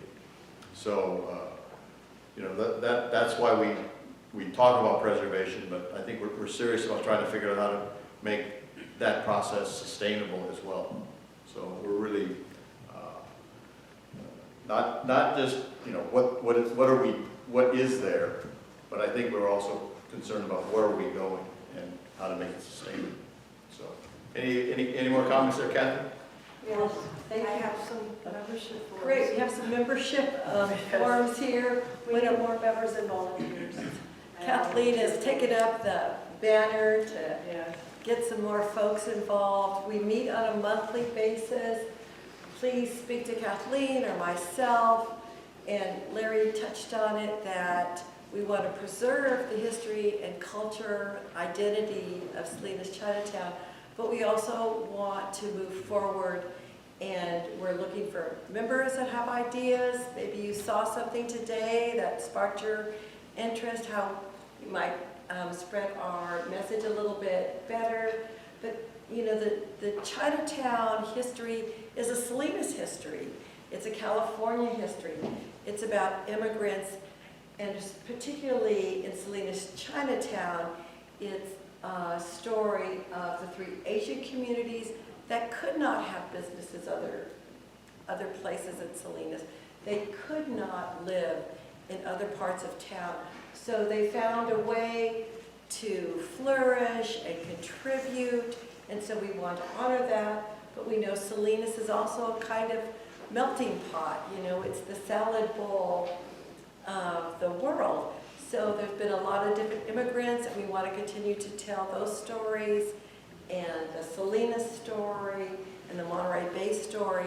So if something has sparked your interest here today, please see we have some contact information in these booklets of myself and membership forms. So we really would like you to speak with us, share some ideas, and we'd love to have you on a committee. That doesn't have to meet as often as some of our board members, but we would really like to meet you, and we'd really like to work with you. Thank you. Yes. When's the next big event? For ACE? For this year, yeah, for ACE this year. This is our biggest event. We probably on a quarterly basis, we have seminar type things, and so, you know, we have a fairly large email base, but we'd like to, I think we would like to see general public support, not necessarily by attending meetings, but believing what our process is. So joining would certainly, I think, help us grapple with that purpose of, you know, we don't want to have just a small core that, you know, right now we have a pretty high percentage of people of membership that works hard at Larry, this. if you become members, they receive a quarterly newsletter with notification for all the different events that we put on. Right, and, you know, we don't take anybody off the email list, but we would appreciate it if those people who are on that email list be a part of our membership. Anything else? That sounds great. Thank you So much we for really coming. appreciate everybody's attendance on the history tour, and also for supporting the Asian Cultural Fair. We're going to work on parking. But You're fine.